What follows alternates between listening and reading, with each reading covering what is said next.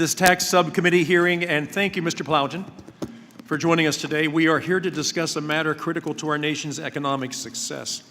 Perhaps it became innocently enough. The U.S. had just enacted a historic reform of our tax laws, including the world's first global minimum tax, which only applied to U.S. companies. Now, at the same time, a few European countries were beginning to target some of our largest and fastest growing companies with discriminatory taxes known as digital service taxes, or DSTs. And I got to tell you, I have a glossary here. For those of you that are fans of acronyms, I am not. I wish we just say exactly what we're talking about, but to save time, I won't go through all that.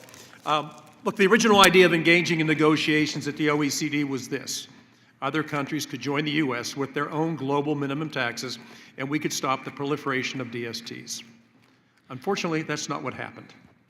With active encouragement from the Biden Treasury Department, the OECD in its Pillar 2 agreement failed to recognize our pioneering global minimum tax as a qualifying tax. Instead, the agreement they came back with is so inconsistent with our tax laws that it would tilt the playing field in favor of foreign firms. Now, it also destabilizes a network of constitutionally ratified bilateral tax treaties negotiated over the past half of a century. Now, for the first time, through under-taxed profit rules, or UTPRs, the Pillar 2 agreement authorizes foreign governments to tax income generated outside its border, including U.S.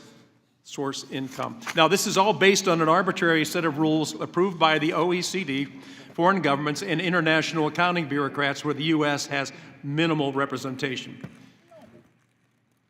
Congress has absolutely no say. It also favors the tax incentives Europe likes, refundable tax credits, over the non-refundable business credits more common in the U.S. In this sense, it would constrain the ability of the U.S. Congress to write tax laws that promote growth and jobs, as Congress has done since the beginning of our republic. Now, this agreement is totally unacceptable, and it's no wonder that Biden administration sought to avoid consulting with Congress because they knew Congress would never approve it. OECD Pillar 1, intended to stop DSTs, is no better. Under Pillar 1, U.S. companies would pay far more than any other country and more than all of Europe. Now, that's right, the U.S. pays more than Europe. That is according to an analysis by a European Union think tank. Now, 60% of the revenue divided up under Pillar 1 agreement would come from U.S. firms. 60%. Our own Treasury Department acknowledges that about 50% of the firms are subject to Pillar 1 agreement would be U.S. companies. Republicans have repeatedly requested detailed analysis of how the agreement would impact American companies and workers, but Treasury has rejected those requests. All the while, foreign governments continue to collect DSTs from American companies. Now, given the economic stagnation in Europe since 2008, these DSTs should come as no surprise. The U.S. will continue to be a revenue target. Now, going into these OECD negotiations, Treasury should have recognized that governments in Europe would be looking for ways to rein in successful American companies and extract additional tax revenue to prop up their own poor domestic finances. As one author in Tax Notes put it, this effort has to be understood as a primarily European project and, in the larger picture, a way to sustain the euro. Biden administration has called for additional business taxes to fund their own domestic spending agenda. So why then would Treasury negotiate an OECD deal that surrenders over $120 billion, that's $120 billion in U.S. tax revenues to foreign countries? This makes absolutely no sense. Now, the OECD Global Tax Project is effectively controlled by Europe. Why? Because Europe controls 1/3 of the seats on the steering committee, and the broader inclusive framework includes over 30 tiny former European colonies. Members of this group include the Cook Islands, the Bahamas, St. Lucia, and the Samoa. The bottom line is the deck is stacked against America at the OECD. That is why it has never made sense for Treasury to negotiate behind closed doors with a group of 140 nations on a one country, one vote basis, when the U.S. accounts for 25% of global GDP and pays almost that percentage of dues at the OECD. I'm going to close with this. My whole life has been in the retail automobile business, and I spent a lifetime negotiating. And it just doesn't take a rocket scientist to understand that the U.S. has signed up for a bad deal. It's a bad deal for the American taxpayers. It's a bad deal for American workers. It's a bad deal for American businesses just trying to keep their doors open for the next generation of U.S. workers. I'm trying to figure, what are we trying to accomplish by doing something like this? I have never seen an instance where we are always so willing to give up market share and pick up the tab for other places that can't pay their own bills. It all falls on the American people. It is bizarre that we're even having to discuss this today, but we do. And I'd like to know, I'm not sure that I understand constitutionally that what the administration has done is even possible. There's a reason we're here. There's a reason why all of this starts in the House. There is no reason why Treasury has not sat down and talked with us about what they've done and failed to be able to answer any questions on it. So with that, I welcome Mr. Plowden. I want to thank you. You're giving up a day to come here and talk with us. And I think this is not a Democrat issue or a Republican issue. I said earlier, this is about jobs and companies and our ability to sustain market share globally.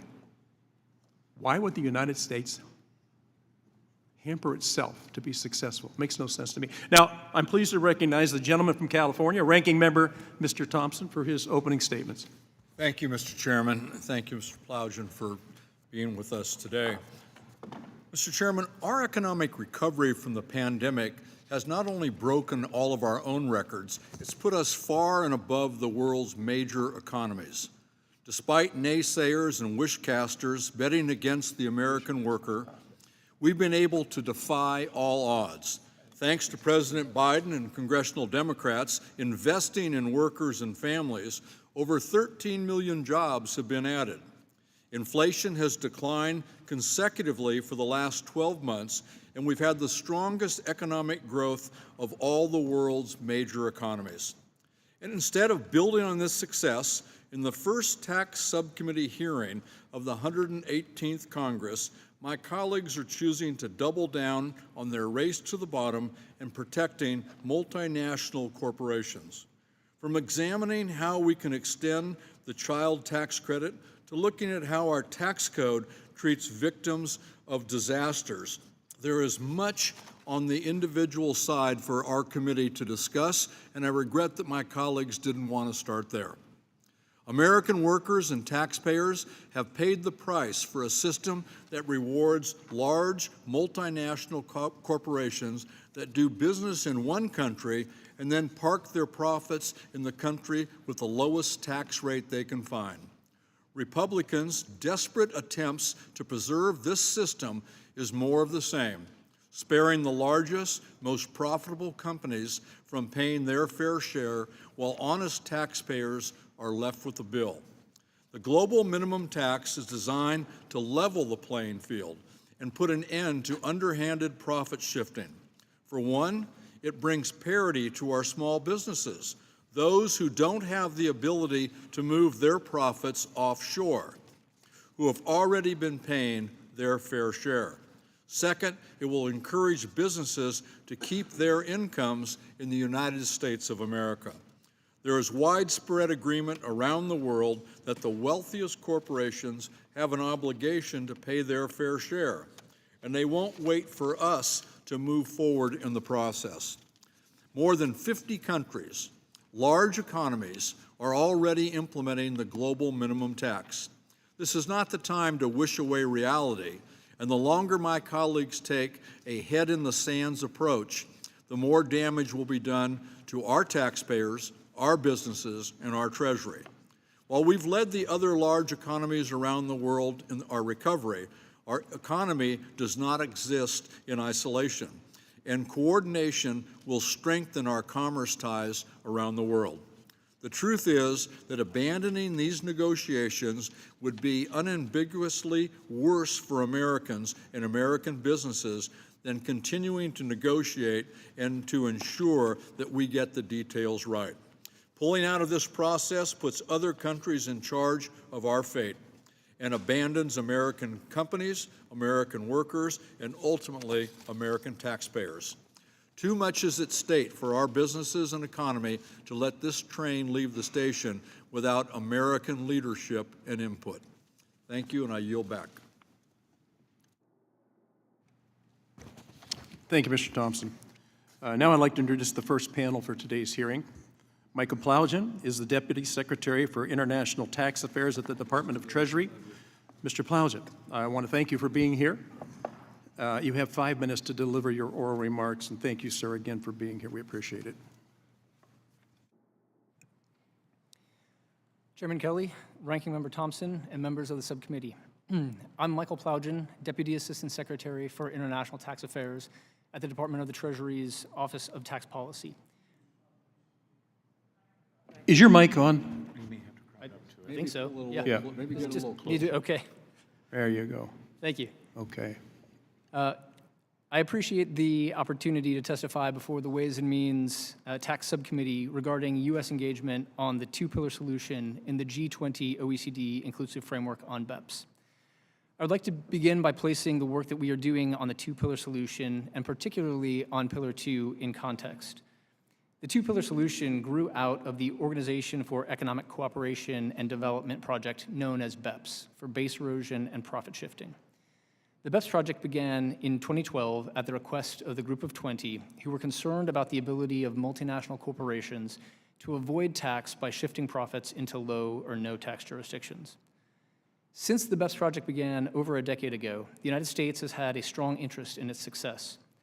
The active participation of the executive branch and the support of Congress has been crucial in protecting our tax base from being eroded by multinational businesses.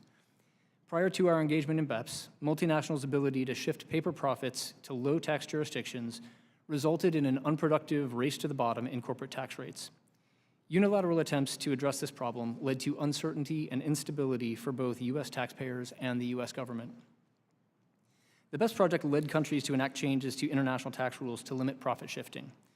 In the United States, the BEPS project provided the foundation for several Tax Cuts and Jobs Act provisions, including the Global Intangible Low Tax Income or GILTI provisions, the interest deduction limitation, and the anti-hybrids provisions. However, starting in 2018, it became clear that further work was needed to stabilize the international tax system and enable U.S. businesses to compete on a level tax playing field. That work has continued across multiple Congresses and administrations.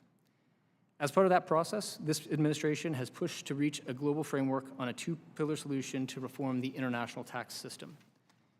Pillar 1, when implemented, will get rid of the unilateral and discriminatory digital services taxes that largely impact U.S. businesses and will reallocate a portion of taxing rights to reflect the way business is done in the 21st century. Pillar 2 will level the playing field between U.S. and foreign businesses and end the race to the bottom in corporate tax rates by establishing a global minimum tax on the earnings of large multinationals, regardless of where they are headquartered or where they operate. It will ensure the United States can tax U.S. multinationals at reasonable levels without being undercut by other countries using their tax systems to induce our multinationals to shift their profits, operations, or residency offshore. Over the past 2 years, the administration has engaged in the Inclusive Framework to work through the details of this package.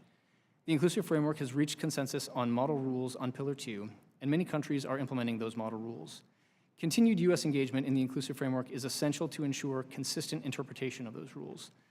Discussions in the Inclusive Framework have resulted in additional guidance, including guidance issued this week that would treat transferable credits appropriately as equivalent to refundable credits. Treasury negotiators have also been working in the Inclusive Framework to develop a complete Pillar 1 agreement, though there are still important elements of Pillar 1 that remain open. The executive branch and congressional partnership on international tax is a long-standing, important relationship with a shared goal of protecting U.S. taxpayer interests and providing certainty and stability in the international tax system. It goes without saying that Pillar 1 and Pillar 2 can only be implemented in the U.S. with the support of Congress. We hope to have a complete Pillar 1 package soon and intend to continue to seek input.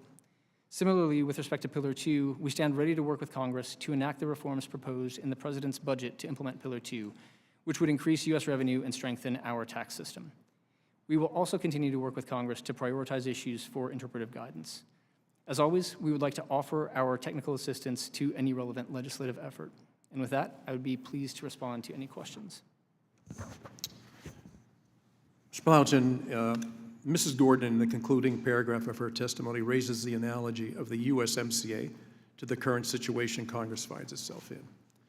Now, my friend, the ranking member, Mr. Thompson, may recall the Trump administration on that trade agreement took the same position as this administration in taking on Pillar 2. That is, the deal was negotiated, and Congress should consider the deal signed, sealed, and delivered. As members will recall, that agreement was reopened and renegotiated largely at the direction of my Democrat friends on this committee. Now, Mr. Plowden, in your testimony, you state the administration wants to work with Congress to take Pillar 2 process to conclusion. I appreciate the constructive tone, but substantively, if you want this agreement to become domestic law, as you just stated in your statement, are you willing to go back to the negotiating table and take care of the issues of importance to members of this committee? Thank you, Chairman. So only Congress has the authority to implement or not implement changes to U.S. law. That is true with respect to Pillar 2. It's true with respect to Pillar 1. We have received a lot of input from Congress, from the tax writing committees, as well as from U.S. businesses and other stakeholders. We take that input very seriously. We take that into the negotiations, and we would like to continue to work with Congress to take that input and take that into the discussions. Well, you know, I appreciate your tone, because we went through the same thing with the USMCA. My question is, if there's this willingness to work through the Congress, why is the Congress denied information when they try to find out what exactly was negotiated, how it was negotiated, and why we considered it a done deal? Now, I would like to see this go back. I think members of this panel, not panel, but us up here, including both sides of the aisle, should be more involved with this. I don't like it, whether it was the Trump administration or the Biden administration foregoing and going around taking an end run on Congress. There's a reason for that structure to be in place, and I'd like to see it taken care of. So I'm going to yield now to my friend from California, Mr. Thompson. Thank you, Mr. Chairman. Mr. Plowden, thank you again for being here. You mentioned in your testimony that the changes you've been able to secure thanks to congressional input. Could you provide more details on the issues that Treasury has negotiated that will benefit the United States? Thank you, Ranking Member Thompson. Yes, happy to. Protecting U.S. interests has been a consistent priority for the multiple administrations that have been involved in these negotiations, and the Pillar 2 model rules and interpretive guidance reflect that. I can't speak to every decision that's been made, but a few examples I think will paint the picture. Many important U.S. provisions, including accelerated depreciation, are specifically identified in the model rules as book tax differences that do not give rise to adjustments to the effective tax rate and do not give rise to top-up tax under Pillar 2. Treasury negotiators have also been able to secure a GILTI coordination rule that reduces the burden for U.S. businesses in allocating taxes paid under GILTI for purposes of Pillar 2. On Monday, there was also guidance that was released that provides for a safe harbor on the UTPR that provides temporary taxpayer relief and time to resolve outstanding issues in the application of the UTPR to parent jurisdictions. I also want to highlight the guidance on the treatment of credits. So credits through tax equity partnerships structures that are commonly used in the low-income housing tax credit context, as well as for certain green energy credits, have also been protected under administrative guidance. Monday's guidance also, as I mentioned, protects the value of transferable credits like those enacted under the Inflation Reduction Act by treating them appropriately as refundable tax credits. And I think that administrative guidance really demonstrates that the U.S. should remain at the table as the world moves forward and implements Pillar 2. Thank you. I think the transferable credits provision speaks loudly about the importance of us being at that table. I appreciate that. It seems to me that your recent accomplishments are proof of the importance of remaining at that table. One thing's really clear to me, and that's that the OECD is going to forge ahead. And the United States can't just put our head in the sand and pretend that it isn't, as some of my colleagues on the other side of the aisle seem to think that we should be doing. So I'm glad that notwithstanding some resistance from my colleagues on the other side, the Biden administration, Secretary Yellen, and you have been steadfast in your commitment to representing the United States at the OECD. Appreciate that, and I want you to know that you have the full support of folks on my side of the aisle. A lot's been said about the JCT revenue estimates. It seems to me that estimating the revenue effects of adopting or not adopting Pillar 2 is an extremely difficult exercise, even for the most qualified economists at JCT. In your opinion, what should we take away from these estimates that we've seen? Well, I think that's a really important issue, and I think there are several things to keep in mind when reviewing the JCT revenue estimates. First is the modified baseline that JCT uses. The JCT analysis says that if the 40-plus jurisdictions that have announced plans to implement Pillar 2 do in fact adopt Pillar 2, and the U.S. does nothing, then the impact of Pillar 2 on U.S. revenues could vary by $400 billion, depending on their assumptions on profit shifting. If you just look at the midpoint of that range, what they're saying is that Pillar 2 adoption by those 40-plus jurisdictions and no action by the U.S. Is an increase in U.S. tax receipts of $25 billion. In addition, I think it's important to note that in every scenario that the JCT analyzed, U.S. adoption of Pillar 2 increases U.S. tax receipts as compared to inaction by the U.S. For instance, scenario 5, which shows U.S. adoption of Pillar 2 and adoption by those 40 baseline countries, would increase U.S. revenue by $236.5 billion. So overall, the takeaway is if other major members of the global economy are moving ahead, and they are moving ahead to implement Pillar 2, it's better from a revenue perspective for the U.S. to take action than to remain on the sidelines. Thank you very much. You yield back, Mr. Chairman. Thank you, sir. Mr. Swiker from Arizona is recognized for 5 minutes. Thank you, Mr. Chairman. Is the proper term Deputy Secretary? Deputy Assistant Secretary. Deputy Assistant. That gets a little long, doesn't it? It does. Forgive me for, because I think you actually have one of the most fascinating jobs someone could have if you're a tax geek. But I think actually one of the things you just said was a little duplicitous, so forgive me for being cruel.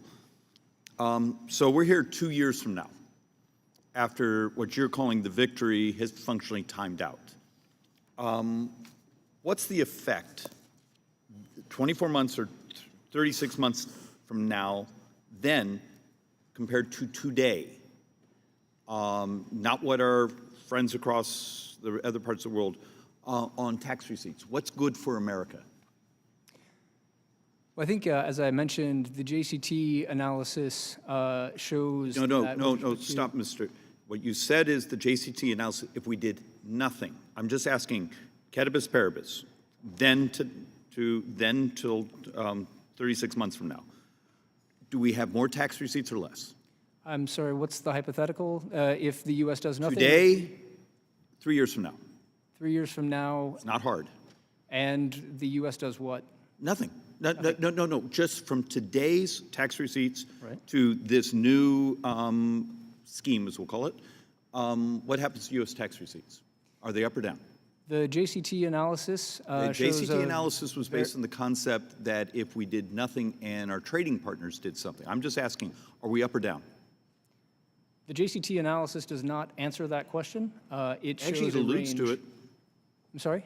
So please go on. It does not answer that question. It shows a range, a variable range of $400 billion. Again, the midpoint of that range is an increase in U.S. tax receipts of $25 billion. Really? Because we whiteboarded this last night, and we actually had just the opposite. That once we got beyond the 2-year reprieve that it seems so joyful, we actually had the U.S. receipts going down. Why do you believe we see the difference? I'm not asking for you to talk about JCT. You have smart people over with Treasury. What are you seeing? I'm not an estimator. The Treasury estimators have estimated the effects of enacting the president's budget proposals, which would enact Pillar 2, and those raise considerable revenue for the U.S. Okay, so we agree to this, and that's with the 2 years, and even with what you've also done in regards to R&D tax credits and how that amortization is treated, and you actually see receipts going up. And do you think that's what the next panel is going to tell us? I don't know what the next panel is going to tell you. So you haven't read any of their testimony? I have not. Really? I'm glad for the level of professionalism we're dealing with. You're making our job more difficult, because for many of us, we're trying to just defend. Are we taking in receipts? Does this increase U.S. economics and opportunity and jobs? Or are we basically giving it away? Because we have other analysts coming to us and saying, this is not actually good for the robustness of an American economy.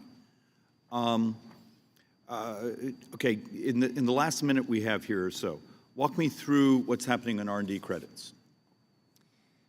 So with respect to R&D credits, this is an issue that we've heard quite a bit of input from Congress and from U.S. businesses and other stakeholders on. It is an issue that we have raised in What's negotiations. happening with them? By what's happening with them, you mean how are they treated under Pillar 2? How are they being treated, and how does it affect U.S. Economic expansion? Yeah, so U.S. R&D credits generally are non-refundable. There's a small portion that is refundable, but typically for taxpayers who are within scope of Pillar 2, they would be non-refundable. That would reduce the effective tax rate. It would be treated as a reduction in taxes. And therefore it would be subject to? It would depend on the effective tax rate of the taxpayer. So it would reduce the effective tax rate of the taxpayer. And so therefore be subjected to the functionally the OECD sanction? It could be. It could be could be, the or- taxpayer could be subject to top-up tax, depending on the effective tax rate of the taxpayer. Mr. Chairman, sorry it took so long to get there, but something we all claim we sort of agree upon is now somewhat put at risk on how it's being modeled, particularly in the tax rate. So with that, I yield back. Mr. Chairman, are you going to point out that the witness's testimony has been embargoed? No, I'm glad you pointed it out. Thank you. Thank you. So we'll recognize the gentleman from Texas, Mr. Doggett, and also Mr. Plowgen, if you could you get a little closer to the mic so it comes across a little bit louder, okay? I will try. Okay, thank you, sir. Thank you, Mr. Chairman. Doggett. Thank you, Mr. Chairman. Since first joining this Ways and Means Committee more than 20 years ago, one of my top priorities has been shutting down abusive offshore tax havens. And all that time, Republicans have been doing all that they can to protect that tax evasion. Back in 2001, then Republican leader Dick Armey was castigating the OECD in almost the very same words we have just heard today. They favor allowing the biggest corporations to dodge their responsibility to fairly contribute to our national security and other vital public services. When these profitable multinationals can shift profits they've earned designing new products right here in America, profits they've earned selling to American consumers, and move that into tax havens, we all lose. Small businesses and other domestic businesses, like a car dealer, cannot secret their earnings in some offshore tax haven. International tax dodging shifts more of the tax burden to those businesses like that and to working Americans, to a nurse, to a firefighter, to a teacher, many of whom end up paying a greater proportion of their earnings into our Treasury than the largest, most profitable multinationals in the world. The Joint Committee on Taxation looked at the facts, at the effect of the 2017 Trump Republican tax scam, what impact it had on the 88 largest American multinationals. Before their scam was enacted, those 88 multinationals averaged of only 16%. After the tax scam, their rate was cut to 7.8%. certainly a rate any police officer would be delighted to pay, but is unable to do so.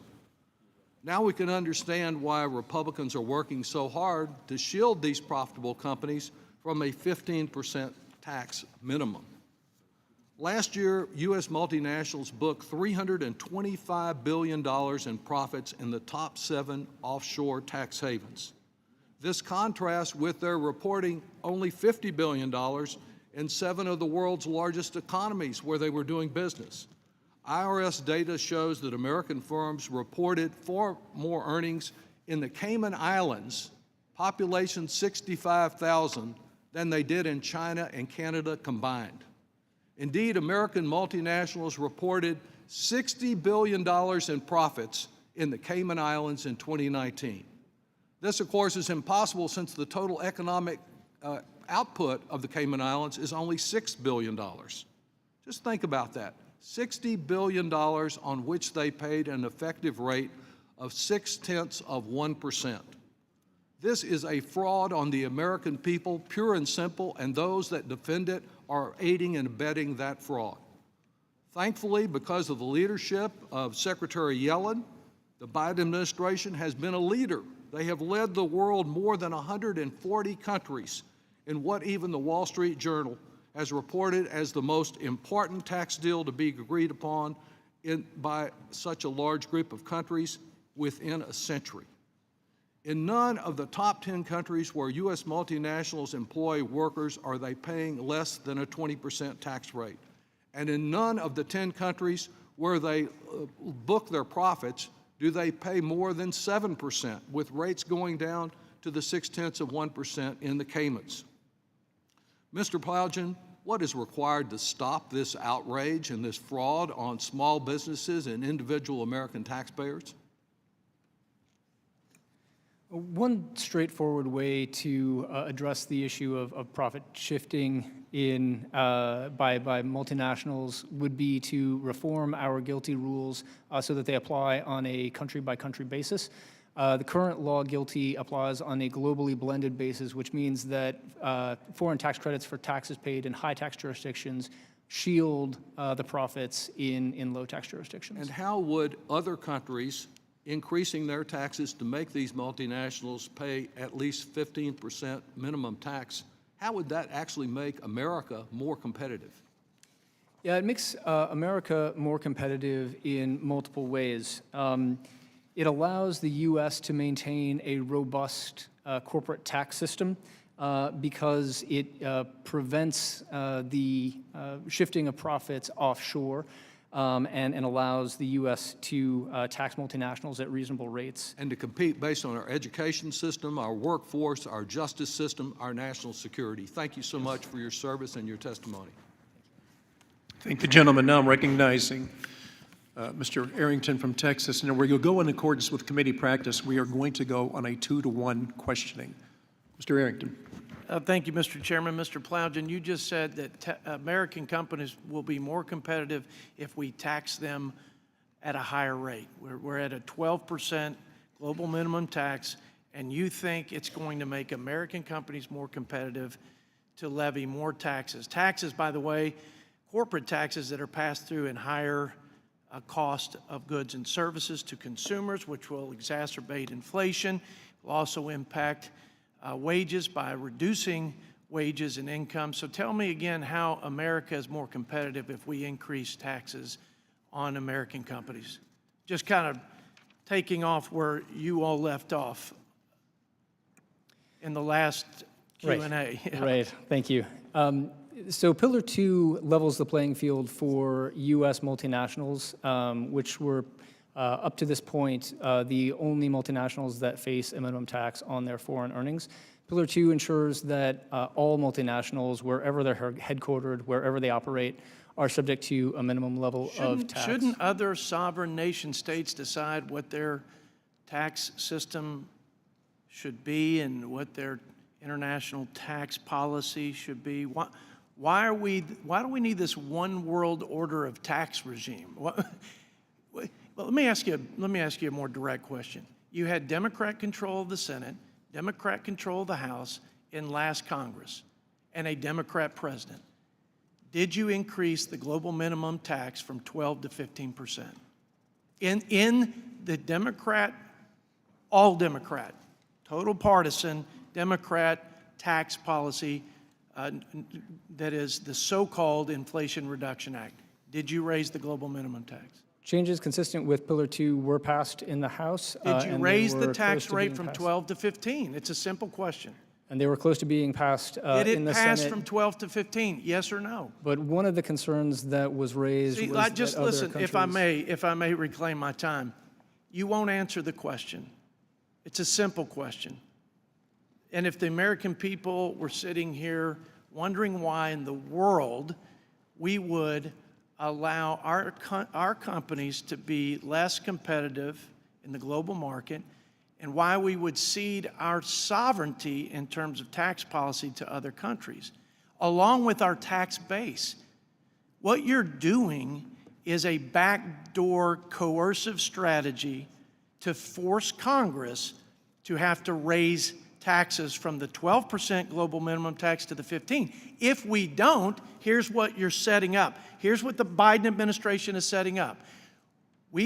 Other countries will tax not just U.S. operations in their jurisdiction, they will tax U.S. companies.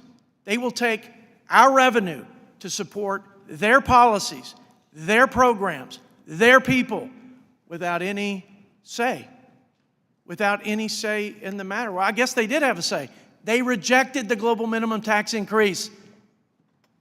They rejected it even with Democrat control. And in addition to other countries, this is the setup, this is the backdoor scheme. They not only take the taxes from this country, and JCT says in one estimate $56 billion. $56 billion. Are you going to tax more to offset that loss? President Biden's budget includes almost $5 trillion of new taxes. So we're going to tax the American people more? I think the most outrageous aspect of this whole thing, not to mention the fact that we have pleaded with you all to consult with Congress and we got nothing, no response, is the fact that the tax base will be ceded to foreign jurisdictions for their people, their programs, and their policies that we will subsidize, that United States hardworking taxpayers will subsidize, but we will also undermine our sovereignty. We have set policy, Mr. Chairman and Ranking Member, we've set policies. Whether I agree with them or not, they're the law of the land. And they're tax policies to incentivize behavior, like we want to encourage investment in R&D, or the work opportunity tax credit. That's it. So if a company takes their liability lower than 15% because they're taking advantage of the work opportunity tax credit to help veterans, to help people on food stamps and other public assistance to get jobs, they're penalized for that because of the top-up tax. This thing is completely off the rails and upside down. It's absurd, and it's demeaning to the tax policy subcommittee that you didn't even respond to our request for consultation. I apologize. Thanks for the indulgence. No, that's okay. That's okay. You're deserving of the indulgence. Thank you, Mr. Arrington. Now, gentleman from Georgia, Dr. Ferguson, is recognized for 5 minutes. Thank you, Mr. Chairman. Mr. Plowden, I'll start with a simple question.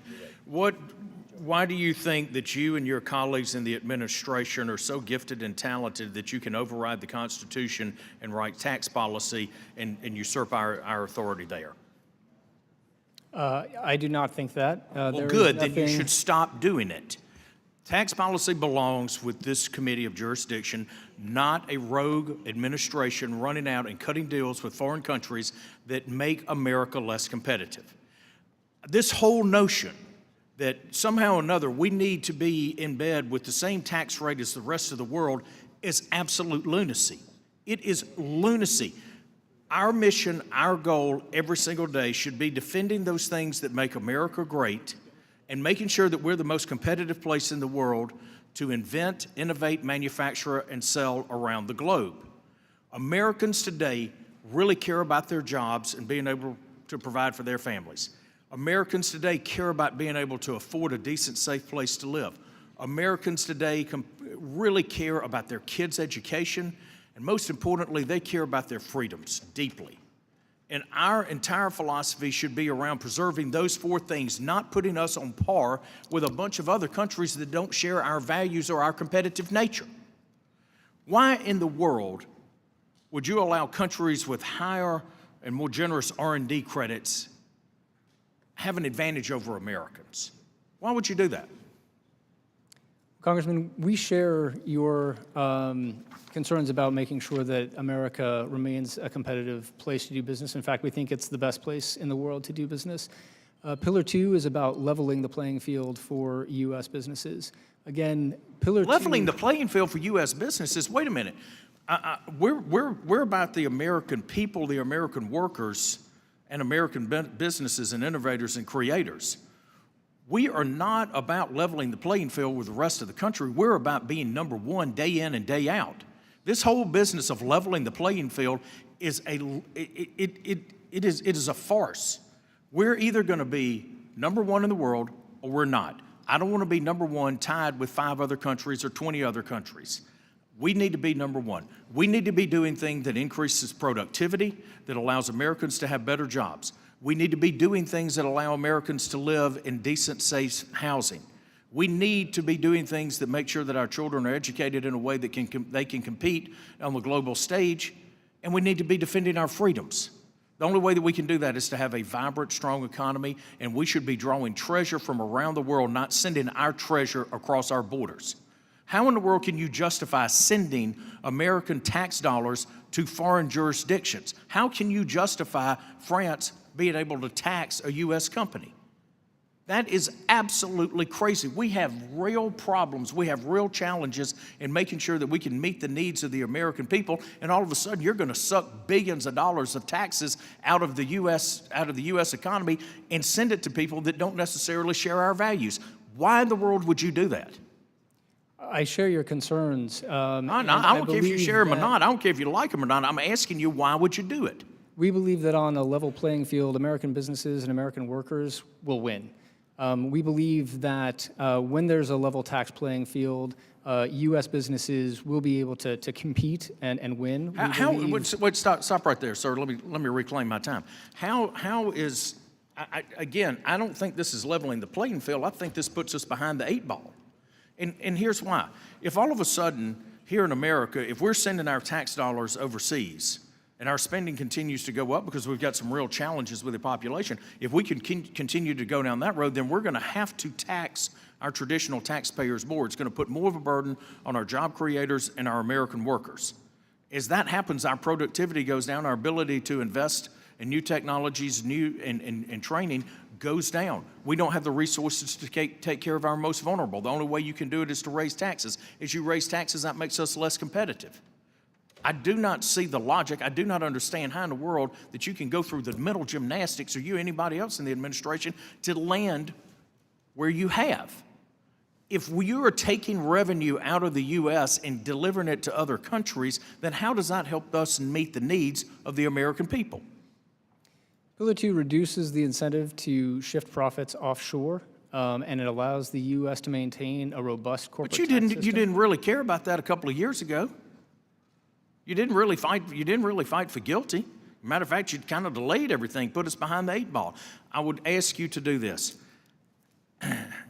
Think about the things that American families wake up and think about every day: a job, a house, an education for their kids, safety and security, and think about the freedoms that we have.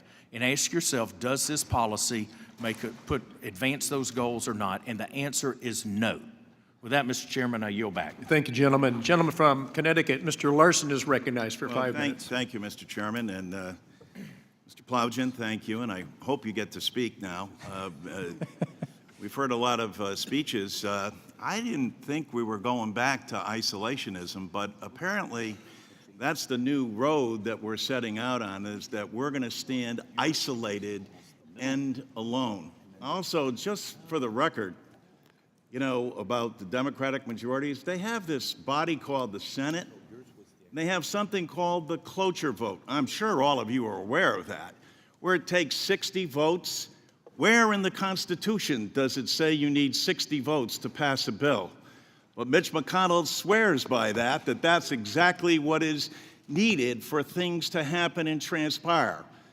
The House of Representatives should wake up. More than 500 of our bills, Democrat and Republican and nonpartisan, don't get taken up in the United States Senate. I wish the press would write about that, because of the cloture vote. So let's have that for the record. Now, Mr. Plowgen, apparently in the age of isolationism, apparently the United States exists alone in a global economy. And these other 50 countries, as been articulated by Mr. Thompson and was also articulated by Mr. Doggett, are they simply going to, if nothing happens, if the United States doesn't approve this, does this just simply, Pillar 2, just simply go away? No, Congressman, that's not what would happen. There are jurisdictions that have already implemented Pillar 2, South Korea and Japan being two of those, and all EU member states. South Korea and Japan, are they pretty active economies? They are. Oh, all right. And so South Korea and Japan, what other economic impacts would that mean? Well, Because we want to be isolationists, right? Right. All EU member states are also obligated to implement Pillar 2, and most have legislation at this point. And there are many of our other major trading partners, the UK, Canada, Australia, that are moving forward. UK, as well. Canada, Australia. Boy, those sound like awful partners for us. So do you really, don't you think we ought to isolate from them? And no? I don't think so, Congressman. I think we need to be at the negotiating table in order to represent U.S. interests in these discussions. And as you know, the administration has proposed reforms to implement Pillar 2 in the United States as well. And you kept on talking about a level playing field and allowing the U.S. to compete. How is that to our advantage, especially given this great nation of ours and our ability, as is demonstrated in the global economy, to compete? Absolutely. So up to now, U.S. multinationals have been the only multinationals that are subject to a minimum tax on their foreign earnings. Now, under Pillar 2, all multinationals, wherever they're headquartered, wherever they operate. So previously it was subject. only U.S. internationals, and now everyone is subject to that. That seems like it's leveling the playing field to me. It does. And we believe that U.S. businesses will be able to compete and win in that environment. It also levels the playing field for small businesses and purely domestic firms who cannot shift their profits offshore to avoid paying tax. And so they can compete better. And why with is that multinationals. important? That's important because they also need to be able to compete and grow our economy. Small businesses are major employers in the U.S., and that benefits American workers. So it's the small businessman that really is going to be advantaged as much as the large multinational is going to be advantaged through competition as well, because it'll be the first time that the other global multinationals will be subject to the same tax. Is that correct? That's correct. And that's why the administration is pursuing this policy for business in general, to level the playing field and allow the United States to compete and succeed and to grow jobs and grow this economy. That's exactly right. Thank you. I yield back. Thank you. Now recognize the chairman of the Ways and Means Committee, Mr. Smith. Let me begin by thanking Chairman Kelly for allowing me here and for your leadership. We are incredibly grateful that you are at the realm of this committee with your experience, your knowledge, and your passion. And glad to have you leading our tax writing committee. Mr. Plowgen, no one in the Biden administration has the power to write U.S. tax policy. The Supreme Court has said that the power to tax involves the power to destroy. It is among the most solemn responsibilities of government. And under the Constitution, it is strictly controlled. The power to tax demands the highest level of accountability to the American people, especially when masses of jobs are at risk. And while every member seated here today is accountable to voters, you and Secretary Yellen are not. I have 8 specific questions on Treasury's engagement with the tax writing committees over the OECD negotiations, and I ask that you please just answer yes or no. Was Congress consulted prior to Treasury agreeing to a UTPR surtax that would allow foreign governments to tax the U.S. operations of U.S. companies?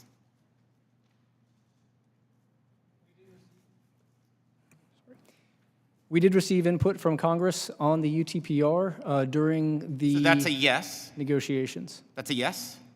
We did receive input from Congress, yes. Okay, I have followed this issue very closely over the past 3 years, and I don't think that's the case. I know that Treasury has never consulted with Republican members prior to a decision. And unless you would like to revise your testimony, please provide to this committee in writing the date of the consultation, the names of Treasury personnel involved, and the names of members of Congress that Treasury met with. Can you get me that information? We get input from Congress in many different ways, from Can you hearings, give me that information? from letters, from consultation with staff as well. Yes or no? Can you provide this committee that information? I do not have that information currently. So how do you know what you just testified before Congress is accurate? We receive input from Congress in multiple ways. As I said, through What are those hearings- multiple ways and from what members? Through hearings, through letters from Congress. What from hearing? members. The Treasury is called before House Ways and Means. The Secretary Yellen has testified before Ways and Means. Testified after she made the negotiations in regards to it. We receive letters from members as well. Let me ask you another question. Was Congress consulted prior to Treasury accepting this recent offer by foreign countries to delay the UTPR surtax by just 1 year? Again, we received input from Congress and from taxpayers with concerns. You did not consult with the chairman of the tax writing committee, so who did you consult with?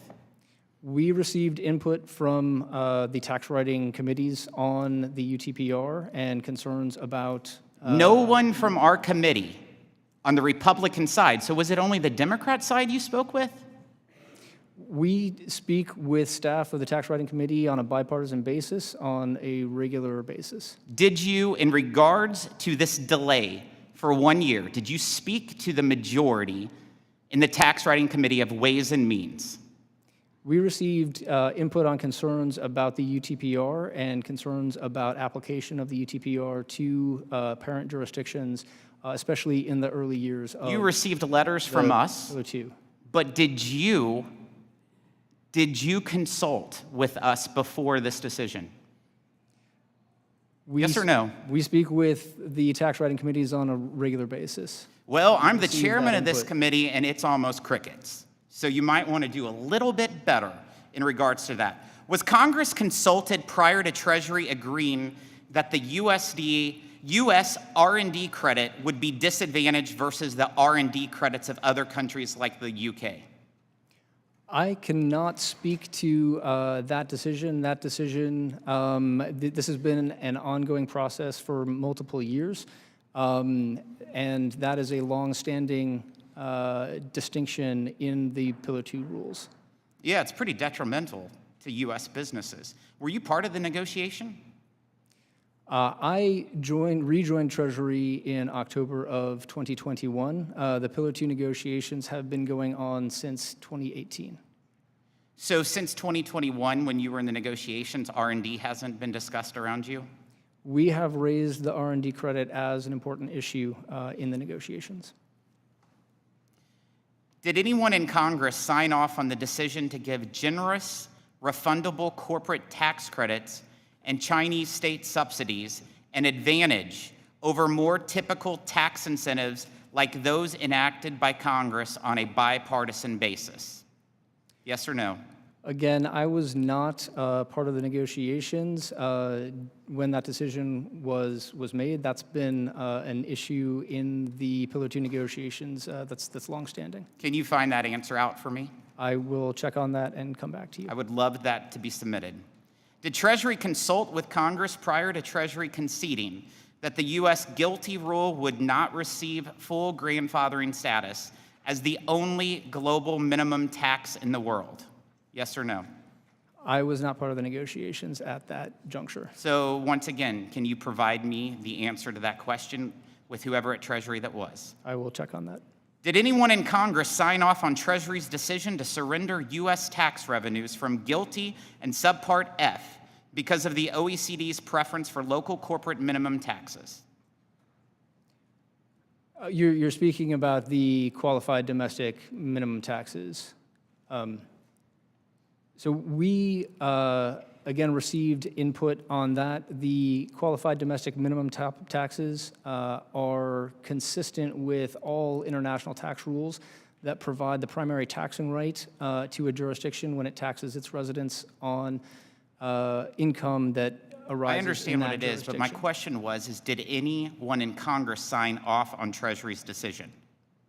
Again, we receive input from Congress in many ways. Once again, I ask, unless you would like to revise your testimony, please provide to the committee in writing the date of the consultation with the members of Congress, the names of Treasury personnel involved, and the names of members of Congress that Treasury met with. Did anyone in Congress sign off on the decision for a 15% global minimum tax rate to replace the 12 to 13% rate that the OECD was considering prior to President Biden taking office? I was not part of the negotiations at that stage. Can you get that information for the committee? I will check on that. Was Congress consulted prior to Treasury agreeing on the scope of the Pillar 1 profit allocation, which skews heavily against U.S. companies while exempting their foreign headquartered competitors? I'm sorry, what was the question? Was Congress, once again, was Congress consulted prior to Treasury agreeing on the scope of the Pillar 1 profit allocation, which skews heavily against U.S. companies while exempting their foreign headquartered competitors? I don't think that it exempts foreign MNEs under Pillar 1, so I'm not sure I understand the From my understanding, it does. So would you be opposed to it if it did not exempt those foreign headquartered competitors?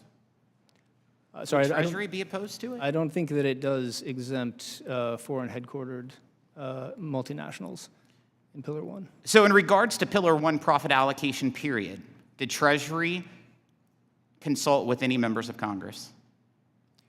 We continue to consult with Congress about Pillar 1. Pillar 1 remains open. There are many open issues on Pillar 1. So it goes back to my simple question.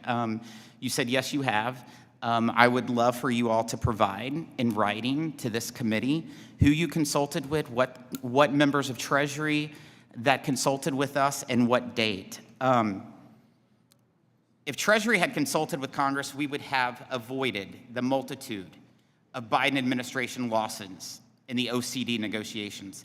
My final question, most observers are skeptical that China will ever truly comply with this OECD agreement. Secretary Yellen recently traveled to China to meet with the Chinese Communist Party officials. During that trip, was she able to obtain commitments from China that it would adopt the OECD agreement and implement it fairly?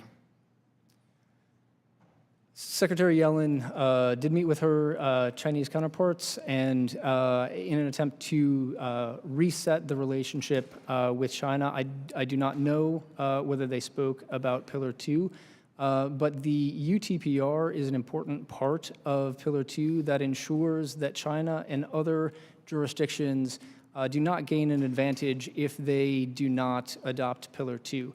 And that's why the UTPR is an important part of Pillar 2. It provides an enforcement mechanism that ensures that Chinese multinationals will be subject to the same minimum tax as other multinationals. We know China's really not that great of following rules and agreements. We've seen that with our country. That's why I was hopeful that the Treasury Secretary, in her long visit to China, would definitely have talked to them about whether they would adopt OECD and the agreement and implement it fairly. Since it's so important, I figured that would be top of her list. Whether by manipulating financial statements or by creating new state subsidies, China will find ways to evade these OECD rules and allowing CCP-supported companies to gain a competitive advantage against the United States is yet another failure in these negotiations by the Biden administration. I yield back, Mr. Chairman. Thank you, Chairman Smith. I now recognize Mr. Hearn from Oklahoma. Thank you, Mr. Chairman, for holding this important meeting. Mr. Plaudgen, I want to piggyback a little bit off what the chairman had to talk about, but I'm glad to hear you've been here for a year and a half, so we know we're talking to the person that would have the answers. So I appreciate the chairman asking you for resolve in the conversations that you've specifically had or your team has had with Congress, or with Ways and Means, specifically the tax writings committee that you're speaking to today. You mentioned that the chairman mentioned about responding in writing. In November of last year, Chairman or Ranking Member Brady and I wrote a letter together asking you for modeling data and estimates on how U.S. companies and federal tax revenue would be impacted by the OECD Pillar 1 agreement. And how does the Treasury plan to achieve ratification of an MLC by December 31st without sharing essential information with the Congress that has not been involved in the Treasury's unilateral negotiations? I know you say you've talked about this. I mean, the response to the November letter by myself and Ranking Member Brady, and then again from myself solely in March of this year, I mean, the responses could be, what do you want for Christmas? They were not responding to the letters at all. So I'm not sure who is writing you letters. I find it hard to believe, until you prove us all differently, that you've been dialoguing with the committee that has jurisdiction over this in Congress. I'm asking again, please share these projections with the Ways and Means Committee, and will you commit to sharing this information? I'll be nice, but there wasn't a time frame put on it, but within 30 days. That's not too much to ask.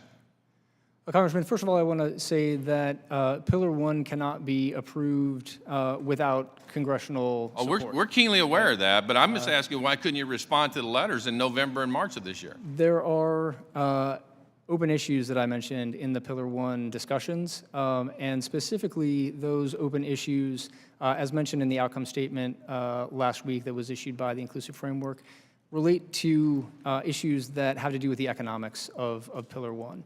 And specifically issues around how the Pillar 1 taxing right is coordinated with the existing international tax system. So, for example, there are issues around how much should existing taxes offset the Pillar 1 taxing right.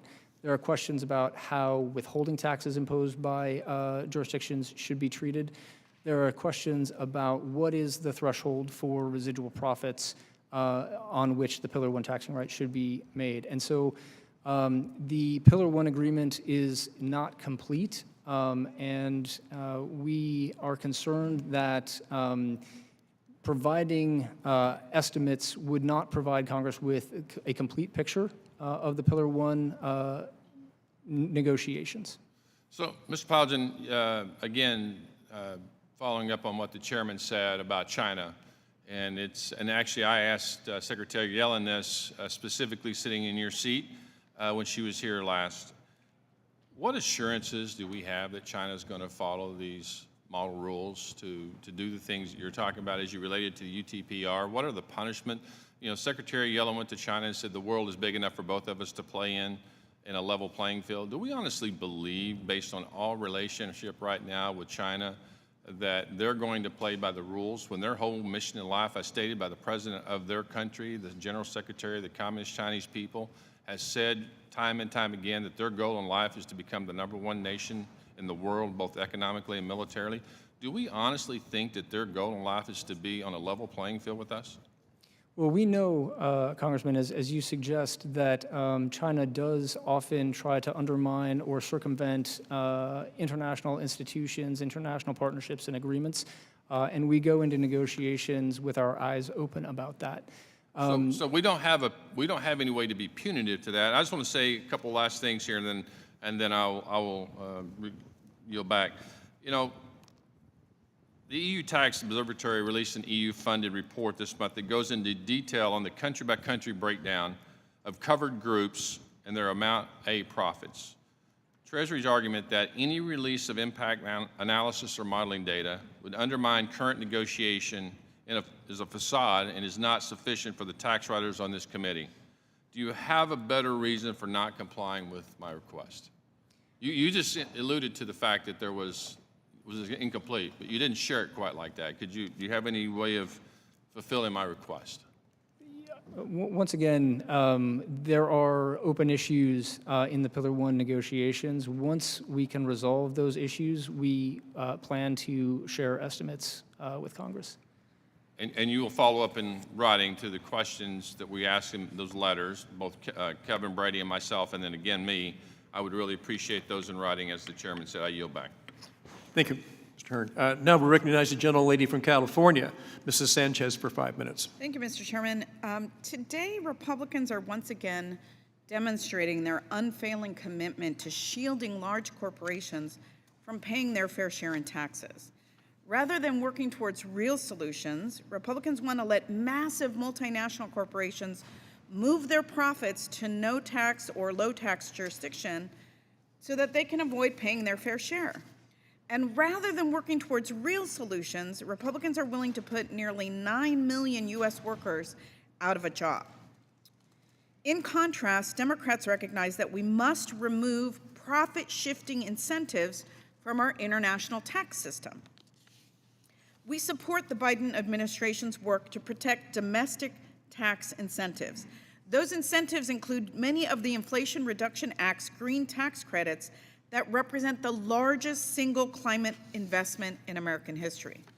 Protecting those green energy tax incentives would deliver lower costs for working families and take a huge step in the right direction in protecting our planet.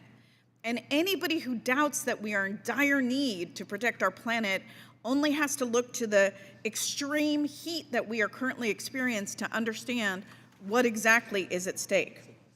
I want to focus on a crucial part of the Inflation Reduction Act, which are the transferable tax credits. Firms that don't have the tax capacity to claim non-refundable credits can still benefit from the IRA's transferable credits, spurring green energy development. The OECD guidance released on Monday was certainly favorable on the transferable credits issue. This is going to help protect billions of dollars that Democrats invested in clean manufacturing, for instance. Assistant Secretary Plugin, thank you for being here. Despite the way that you've been badgered a bit, you're answering, I think, as honestly as you can. And I just want to say, I assume that the favorable guidance on the transferable credits wasn't a result of your staying home and watching reruns of The Golden Girls.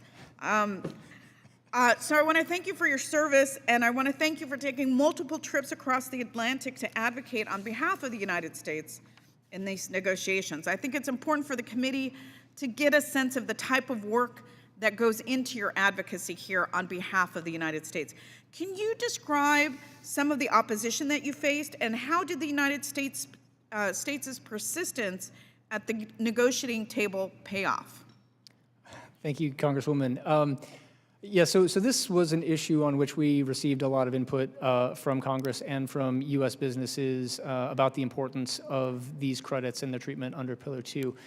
As you suggest, approximately 9 months ago, many countries opposed treating transferable credits as refundable. There were a few allies early on who were very important to building momentum, but the majority view was deep skepticism of this position. The process of changing the view in the room is really a multi-pronged one. So Secretary Yellen spent time with her counterparts explaining the importance of these credits economically. and from a climate perspective as well.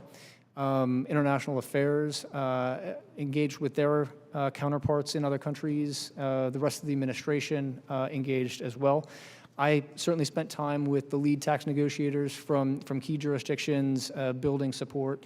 And then my team, and I just cannot say enough good things about my team. They have been amazing and tireless through this whole process. They have to convince negotiators that our position is the right policy one, the right technical one, and come up with a technical solution. They have been working nights, weekends, holidays, early mornings, and just really have been tireless and amazing throughout the entire process. And of course, none of that would have been possible if we were not at the table in the inclusive framework representing U.S. interests in these discussions. And how favorable was that ultimate guidance to U.S.? I think it was very favorable. So it addressed two main issues for the originators of these credits, the taxpayers who engage in the projects that give rise to the credits. It treats the credits as refundable, meaning that they are treated as income rather than as a reduction in tax expense, which helps protect the value of the credits. With respect to the purchasers, they treat just the net amount, so the difference between the value of the credit and the amount paid for the credit as a benefit, and that was a huge request from stakeholder community with respect to these credits. Again, I thank you for your service, and I yield back. Thank you, gentlelady. Now recognize the gentleman from Kansas who is celebrating his birthday today, Mr. Estes. 5 minutes, please. Thank you, Mr. Chairman. And I'm grateful you're holding this hearing. We need to take every opportunity to remind the Biden administration that the Constitution provides that Congress, not the executive branch, with the sole authority to lay and collect taxes. With that in mind, I introduced legislation with Chairman Smith last night that builds upon the first retaliation bill that we passed, or that we dropped in May. It increases exposure that foreign companies have on base erosion and anti-abuse tax, the so-called BEAT, if their home country introduces the OECD's so-called undertaxed profit rule, or UTPR. I just want to jump right into questions. Mr. Plowgen, do you think U.S. businesses should pay more taxes to other countries? First of all, Congressman, happy birthday. Thank you. I think it's important to, as I have mentioned, level the playing field for U.S. businesses. And Pillar 2 does level that playing field by ensuring that other countries' multinationals pay a minimum level of tax as well. So I think a level playing field, a more level playing field would be introduce GILTI and BEAT in other countries' tax codes as opposed to this process. With the addition of the UTPR, I mean, the 10-year projections are that the U.S. Treasury will lose $120 billion, and that U.S. corporations will pay more in taxes that will go to other companies or other countries. I'm trying to understand why the administration would do a deal that would take taxes over a 10-year period out of the U.S. Treasury, and it would cause U.S. businesses to have to pay more in taxes. I mean, what value do we get out of that over the 10-year period? That, I mean, my colleague, Mr. Swiker, talked about the first 2 years, as you'd mentioned, but over this 10-year estimate from JCT, it's a $120 billion loss of Treasury to the Treasury if we do not change our laws. And if we do change our laws, it's almost a $60 billion loss to the U.S. Treasury. Well, I think it's important to look at the JCT analysis as an entire picture, right? So as I mentioned, the JCT analysis describes its baseline as being 40-plus jurisdictions that it's identified that have announced plans to implement Pillar 2, and what would happen if those jurisdictions implement Pillar 2 and the U.S. does not. And that's, as I mentioned, a $400 billion swing depending on the profit-shifting assumptions that JCT uses. And again, the midpoint of that range is an increase in U.S. tax revenue from other countries implementing Pillar 2. So what the JCT projected is that the U.S. Treasury would lose roughly $120 billion. And that's the piece that concerns us the most when we look at UTPR and the impact on this. And so let me go, we have limited time. Let me go to the next question on there is why didn't Treasury focus on getting credit, full and complete credit for the current U.S. tax code? Things like an R&D depreciation and GILTI and BEAT and some of the other provisions that are in the current U.S. tax code. Why wasn't that included in the complete negotiations through this process? Well, I can't speak to the negotiations prior to when I rejoined Treasury. This has been an ongoing process for several years. One of the things that is clear from the Pillar 2 blueprint is that a common tax base was needed in order to be able to have a level playing field among jurisdictions. And so that's why, as far as I understand it, that's why a financial accounting tax base was adopted for Pillar 2 purposes. But you're supportive of those provisions that were negotiated before you came on board, otherwise you would work to correct those. So you believe they're okay? We are engaged in ongoing discussions on Pillar 2. And again, I think it's very important for us to continue to be engaged in those negotiations. We think it's important to take congressional input into those negotiations to interpret the rules under Pillar 2. So I'm glad to hear you say that, because I think there's a strong consensus, not just in this committee, but across the country, certainly in the taxpaying community, that provisions such as UTPR are something that we don't want to agree with going forward, and that it's punitive and anti-American in terms of the approach that it messes that. And so there's need to be some additional work done before this is ever implemented.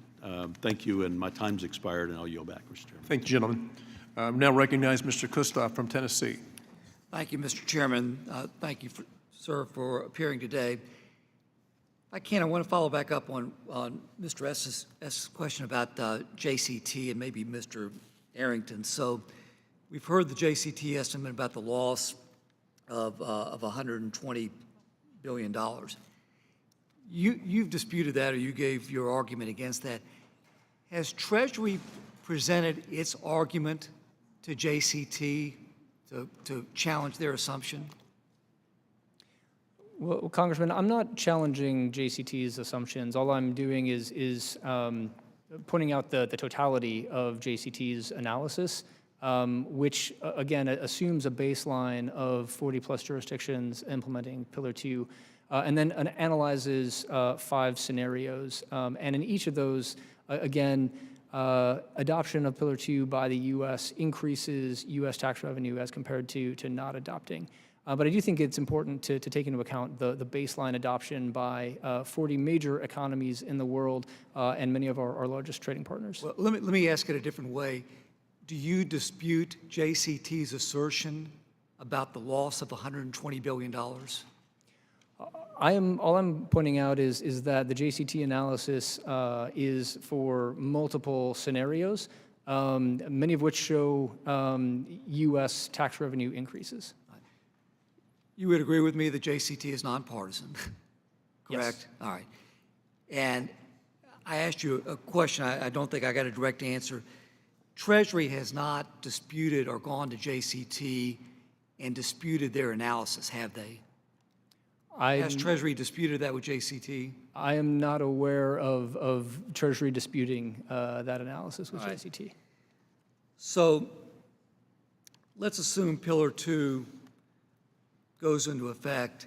What I've heard from different businesses and companies is the issue of compliance and compliance cost. I mean, a real practical, pragmatic matter.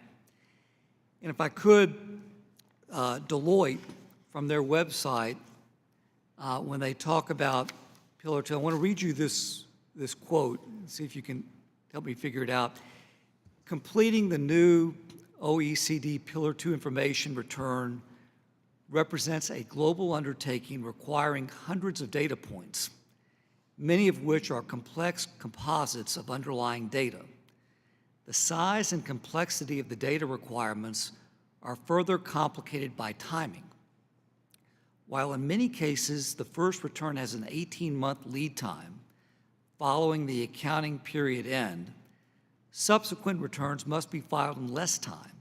So even before you complete your first return, you will need to make decisions about ongoing compliance and reporting, close quote.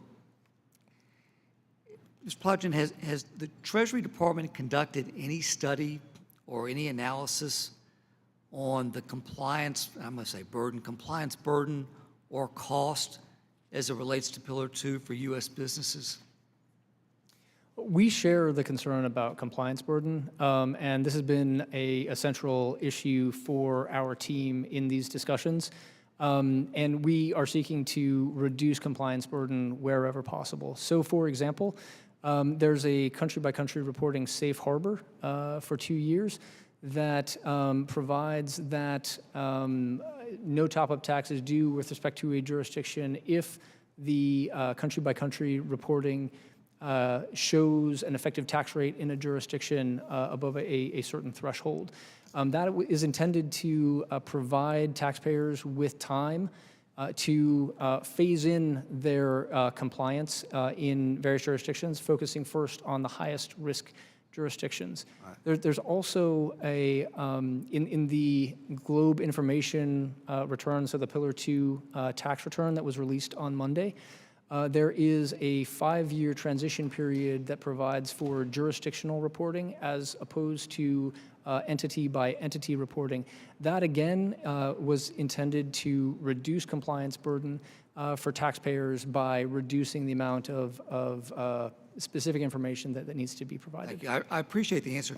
Let me ask my question again. Has Treasury conducted any study as it relates to the issue of compliance or compliance cost? I am not aware of any such study. Okay, fair enough. So Treasury, let me just ask as my time expires, Treasury has no data as it relates to the issue of compliance or compliance cost, correct? Again, I'm not aware of any study in that regard. If there was, would you agree to share that with this committee? I can check on that and get back to the committee. Can you let us know one way or the other whether that exists? Will you agree to that? I will check on that and get back to the Thank you. I yield back. Thank the gentleman. Now recognize the gentlelady from California, Ms. Delbany, for 5 minutes. From the great state of Washington, Mr. Chairman. From the great state of Washington. There you go, there you go. Thank you, Mr. Chairman. And Mr. Plowden, thank you so much for being here today and for your time. You've highlighted the many reasons why the United States needs to stay engaged in the Pillar 2 negotiations, and given that the treatment of various tax credits has been a key part of the conversation, I wondered if you could talk specifically about a particular credit that I know has been strongly supported in a bipartisan fashion, is very supportive in our communities, which is the low-income housing tax credits, and kind of how Pillar 2 would treat LIHTC. Absolutely. So this was an issue that when the model rules were released, we received input from Congress and from stakeholders about the need for additional guidance about economic development credits, and in particular the low-income housing tax credit. And certainly the administration has shared those concerns. And we have been able, through the negotiations, to secure administrative guidance that was released in February that provides that what's known as qualified flow-through tax benefits are protected under the Pillar 2 rules. And what that means is that tax credits that are used in tax equity partnerships, which are the common structure for investments in low-income housing tax credits, are protected. They're treated as qualified flow-through tax benefits. And this was definitely something that is unique to the U.S., these structures. And so it took a while to explain really to our counterparts what these were, why they were needed. But it's something that was very important to us, and the LIHTC is the largest and most effective federal program that we have that encourages development of affordable housing. Thank you. Thank you very much. Also, we saw the announcement last week that more than 130 countries have agreed to refrain from imposing digital services taxes for an additional year while work continues on the implementation of global tax reform. But Canada was one of 5 countries who did not agree to the moratorium extension. Mr. Plowgen, I wondered if you could describe the steps that U.S. Treasury and the administration are taking to address the Canadian government's continued interest in pursuing a digital services tax that targets U.S. companies and workers, given that this would have serious tax and trade implications, and again, for us going forward. And so I wondered if you could address that and what steps you might be taking. Absolutely. This is a critical issue. As you stated, the outcome statement, 138 countries joined in extending the standstill on DSTs. Treasury is engaged with Canada at all levels, including Secretary Yellen, to dissuade them from implementing a discriminatory DST. The administration more broadly is engaged with Canada as well. Through the interagency process, and other agencies have raised this issue with their Canadian counterparts. Implementation of a DST by Canada would seriously undermine the Pillar 1 negotiations. As you saw, actually, Canada was isolated on this issue. The other countries were not necessarily objecting to DST standstill. It was other issues that caused them not to join the outcome statement. But with respect to Canada, we are exploring all options, and we would like to work with Congress to address that issue. Thank you.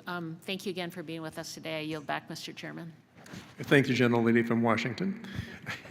Now recognize the gentlelady from Texas, Ms. Van Dyne. Well, I appreciate the time, and Mr. Chairman. I continue to be shocked that this administration would cede U.S. sovereignty to allow other countries to dictate changes to the U.S. tax code. And this administration could not convince Congress to pass its extremist tax hike agenda. So it's basically given the keys to our tax writers to Paris. Whoever drafted this plan has to understand that this attacks our tax base, our economic strength, and it transfers wealth from the U.S. to countries abroad, and it benefits countries abroad. It benefits workers abroad, not American workers. So we've talked about this, but I'm not sure I've really gotten an answer. So the Joint Commission on Taxation estimates that the U.S. would lose over $120 billion in tax revenues. Do you agree with that number? I mean, you've given reasons why it may or may not, but do you agree with how they got to that number? Well, as I've mentioned, the JCT analysis looks at multiple scenarios, right? And again, I think it's important to look at the baseline in the JCT analysis. The JCT analysis baseline is adoption of Pillar 2 by 40-plus jurisdictions, many of our largest trading partners and major economies. And again, the midpoint of their range for the impact of adoption by other countries of Pillar 2 on U.S. tax receipts is a $25 billion increase in U.S. tax receipts. So that's the midpoint, but as you mentioned, I mean, they're looking at a number of different scenarios, which I would hope that our own Treasury would look at. So can you tell me what the U.S. Treasury has defined as would be the loss or the gain? The Treasury Department has provided estimates on the adoption of the administration's Green Book proposals to enact Pillar 2. So you've done an independent analysis? On the adoption of the administration's proposals to enact Pillar 2, yes. Okay, so have those been shared with Those have been Congress? shared with Congress and have been made publicly available. Okay, so what was your number?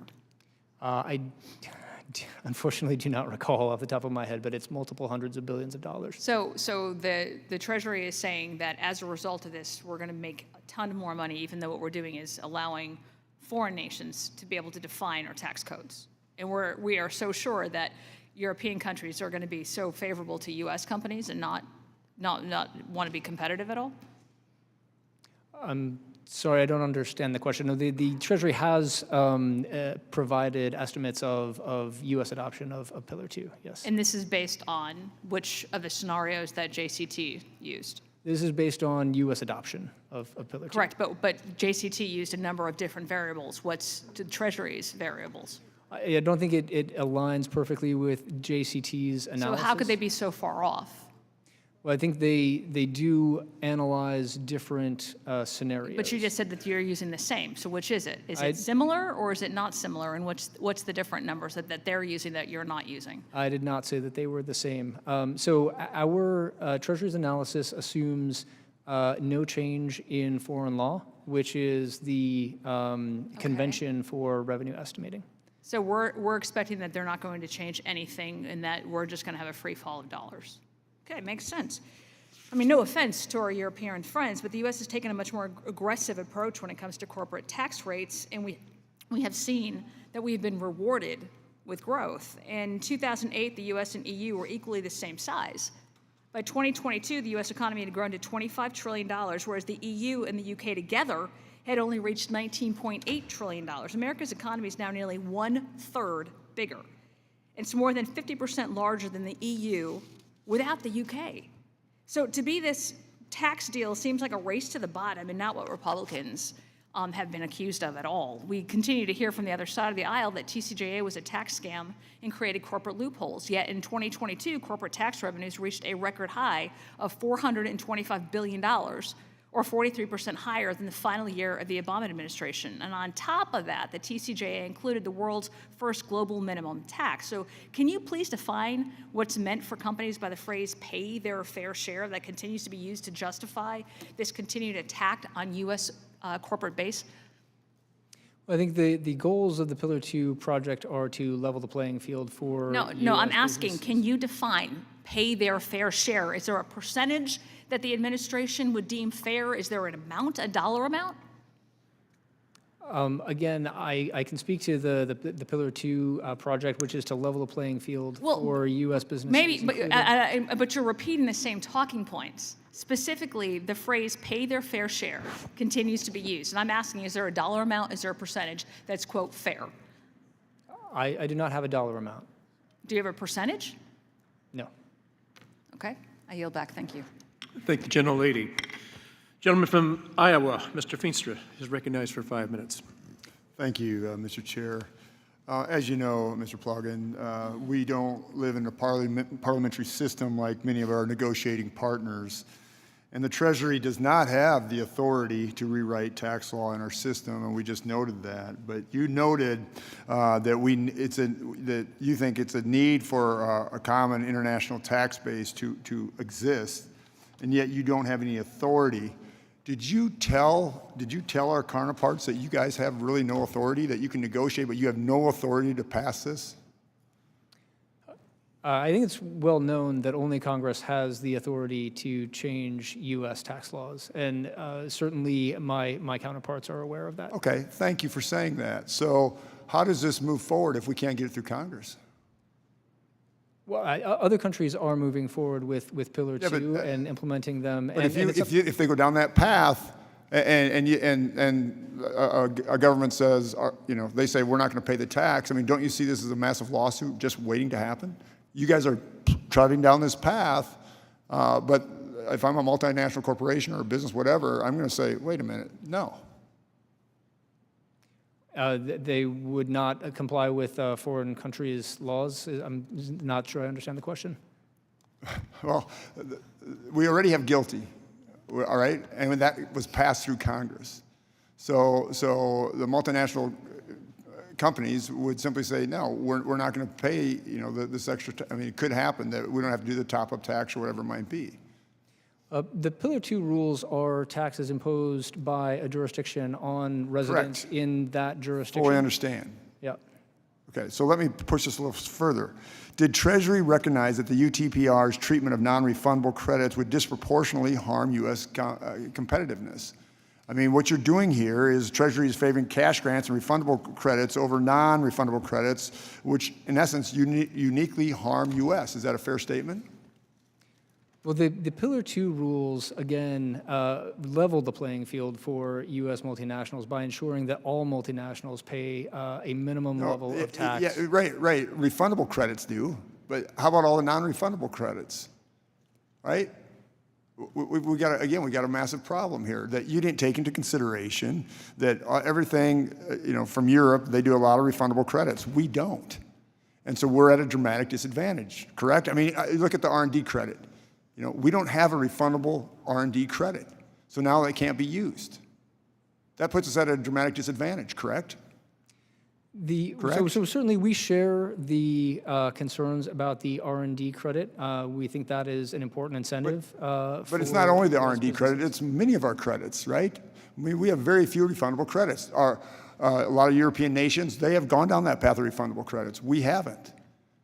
I mean, it dramatically puts us at a competitive disadvantage. Why did Treasury agree to allow UTPR to stack on top of the corporate minimum tax and the U.S. GILTI tax rules? Why did the Treasury allow this to happen? Why did the Biden administration deprioritize the fair treatment of GILTI? Again, the Pillar 2 rules are necessary in order to create a level playing field. And but you're again, so we're not really care about GILTI, and we're deprioritizing GILTI then? The UTPR, which you asked about, is necessary as an enforcement mechanism to ensure that there's not a competitive advantage that could be gained by China or other jurisdictions. So what you're doing is you're giving the middle finger to all our corporations and saying, you know what, we're going to stack these things on top of each other. In essence, that's what you're doing.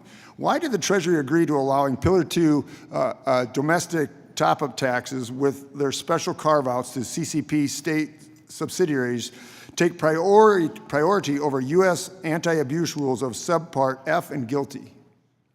The qualified domestic minimum top-up tax rules are consistent with all other international tax rules, which provide a primary taxing right to a jurisdiction taxing its own residents on income that is sourced to that jurisdiction. The way our foreign tax credit rules work, we provide a foreign tax credit for taxes paid to foreign jurisdictions. So China gets special privilege, but not the U.S. I mean, this is my great concern is every time we look at this Pillar 2, we are at a disadvantage. And I just laid out 3 different things, how we are at a disadvantage. Not to say that it's non-binding. I mean, you have no jurisdiction to allow this to occur. Thank you, and I yield back. Thank the gentleman. Gentlelady from Wisconsin, Ms. Moore is recognized for 5 minutes. Thank you so much, Mr. Chairman and colleagues, and thank you, Mr. Assistant Deputy Secretary, for your patience here today. I had one compliment for the Republicans regarding their Tax Cut and Jobs Act, and it was that they imposed GILTI to make sure that we were not contributing or leading a race to the bottom. I thought it was a very bold move on their part. I just want to, many of our colleagues have already asked you today of why you didn't find GILTI, or why the OECD didn't find GILTI to be totally compliant with what is now the proposed GLOBE rule. Is it because it continues to blend those tax rates and still creates the incentive to seek out low tax jurisdictions? Well, as I mentioned, I cannot speak precisely to the negotiations before my arrival. The October 2021 statement does suggest that the global blending of GILTI was a significant consideration in that regard. I'm sorry, it was a consideration. It was, but I mean, my question to you was, okay, I'll just move on since you don't seem to know. Let me ask you it this way. Does GILTI still provide the opportunity for the United States multinational enterprises to blend and still incentivizes them to place their profits in low tax jurisdictions. Yes, absolutely. So the race to the bottom is still on. Thank you. Yes. Mr. Schweikert, I want to ask you a series of questions about the JCT report with the wide $400 billion swing. And so many here just say we just should do nothing. And if we do nothing, there's no indication that the rest of the world is not going to adopt GLOBE. And that is when we would lose hundreds of billions of dollars by not participating. Is that right? Yes, in every scenario that the JCT Okay, analyzes, thank you.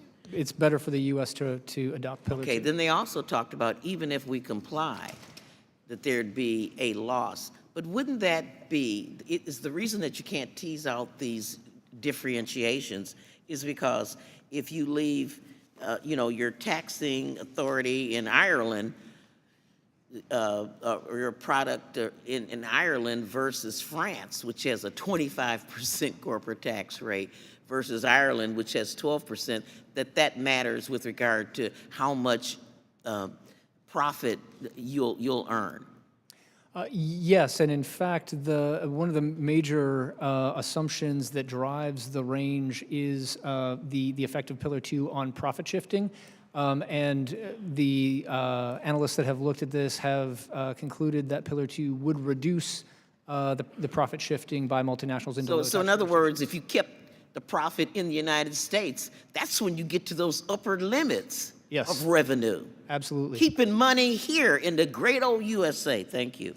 Other members have questions about providing monies to other places. I'm thinking now of like so-called third world countries. Does this legislation, the GLOBE framework, incentivize other countries, not forcing them, but incentivize them to raise their corporate taxes to inure to the benefit of their country? And of course, we would get a foreign tax credit for having to pay that. Is that correct? That's right. That especially as you mentioned, developing countries do rely heavily on the corporate income tax, and they rely on corporate income tax incentives to attract investment. We could really help out a lot, huh? Absolutely. Okay. Analysts expect Pillar 2 would help Thank with that. you. I don't have as much time as the chairman, so let me move on. The UTPR, there's a lot of focus on that. And so my question is that there's a lot of rage about it, but if we are compliant with the regimen, is there some scenario where, countries all over willy-nilly will be grabbing our money if we're compliant? Isn't the point of this is to make sure that people comply? Yes, if the U.S. companies are subject to a 15% minimum tax, in the U.S. they would not pay the So UTPR. if I've got two children and I tell two sisters and I say, look, I'm going to give your allowance to your sister if she has to make up your bed every day, you make your bed up. And then the other sister just decries, oh, she's going to take my allowance away, take it away, take it away. If you just make your bed up, that wouldn't happen. Thank you, and I yield back. Thank the gentlelady. Now recognize the gentlelady from New York, Ms. Maliotakis, for 5 minutes. Thank you, Mr. Chairman. First, I want to echo my colleagues' concerns and opinions, which is the truth, which is that Treasury is taking Congress's tax writing authority and giving it to unelected bureaucrats in Paris. They're giving it to foreign governments. It really doesn't make any sense, and it's not something I think that this committee will be tolerating.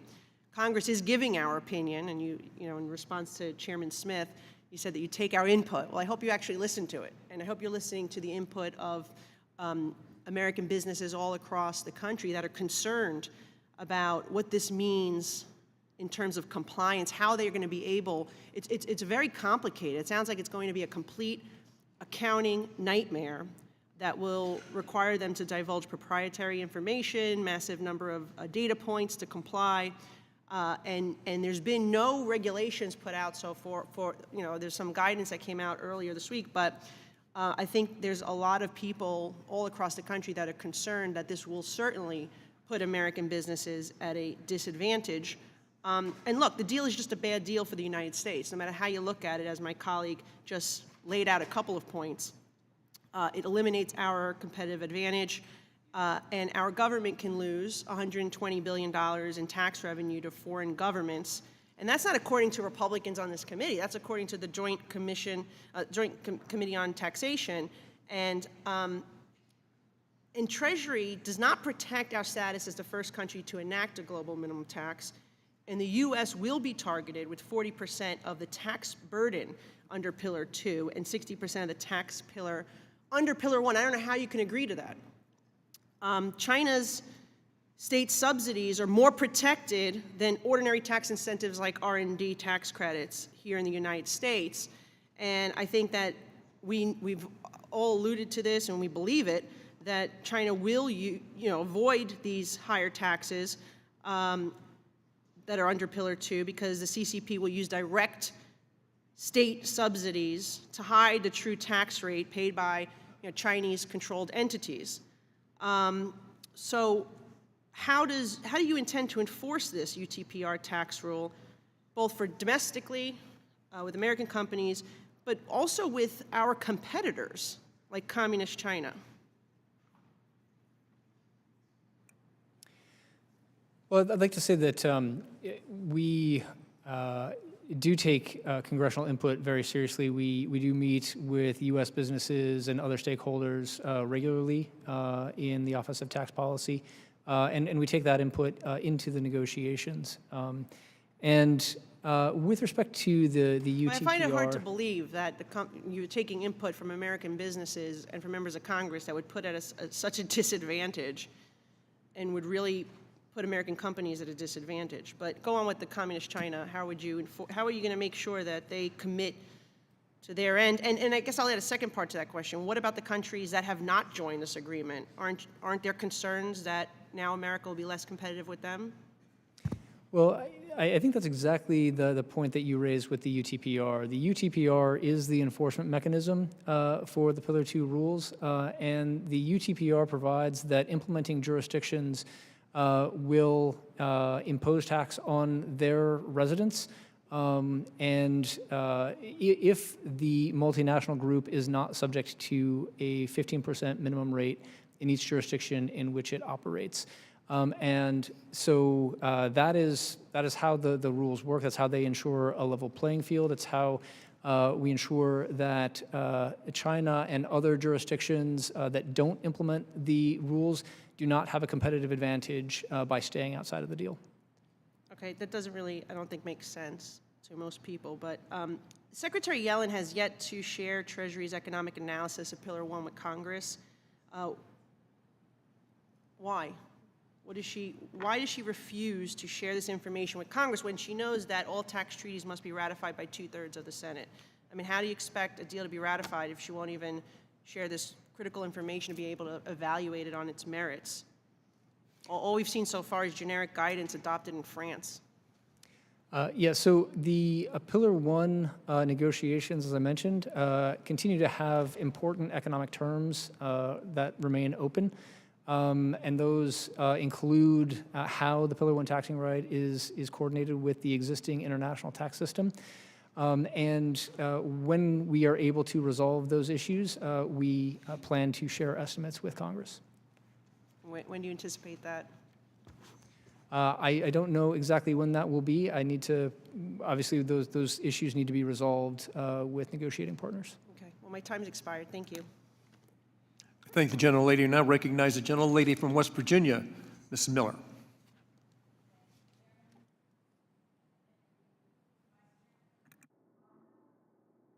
Gentlelady, turn your mic on, please. Carol, we still can't hear you. We'll try a different one then. There we go. I'll have to get a real long neck going here. Okay. Thank you, Chairman Kelly and Member Thompson. I'm pleased that you, Mr. Plowgen, have come here today to answer some of our questions. However, I am really incredibly disappointed and quite frankly disgusted by the Biden administration's abject failure to negotiate in America's best interests at the OECD. In my view, you and your colleagues have completely failed your fiduciary responsibility to the American taxpayers, American workers, and American companies. I realize that you haven't been involved in all of this, but you're here now, and this administration's failure is shameful. It's reprehensible and downright outrageous. It's really hard for me to believe. The American people empower you to negotiate on their behalf, and instead you've surrendered to global socialist tax scheme that will ultimately make America poorer and less competitive, placing our children and grandchildren, our children and our grandchildren, their future at risk. Not to mention that you've denigrated our nation's status as a beacon of strength, democracy, and capitalism in an increasingly dangerous world. There are two news headlines just this week. On July 17th, the Wall Street Journal wrote that Europeans are becoming poorer. Yes, we're all worse off, says the Bank of England's chief economist. And from the Washington Post just yesterday, quote, Britain should stop pretending it's a rich country. These articles drive into how Europe's heavy subsidies, overpromised social spending, and the lack of innovation have led to slow growth, lower wages, and less spending and prosperity. Mr. Chairman, I would like to submit these two articles for the record. So approved. Mr. Plowgen, I just can't comprehend why the Treasury would put the United States in a position to be forced by unelected global bureaucrats to give up our strong economy to match the failures of our allies abroad.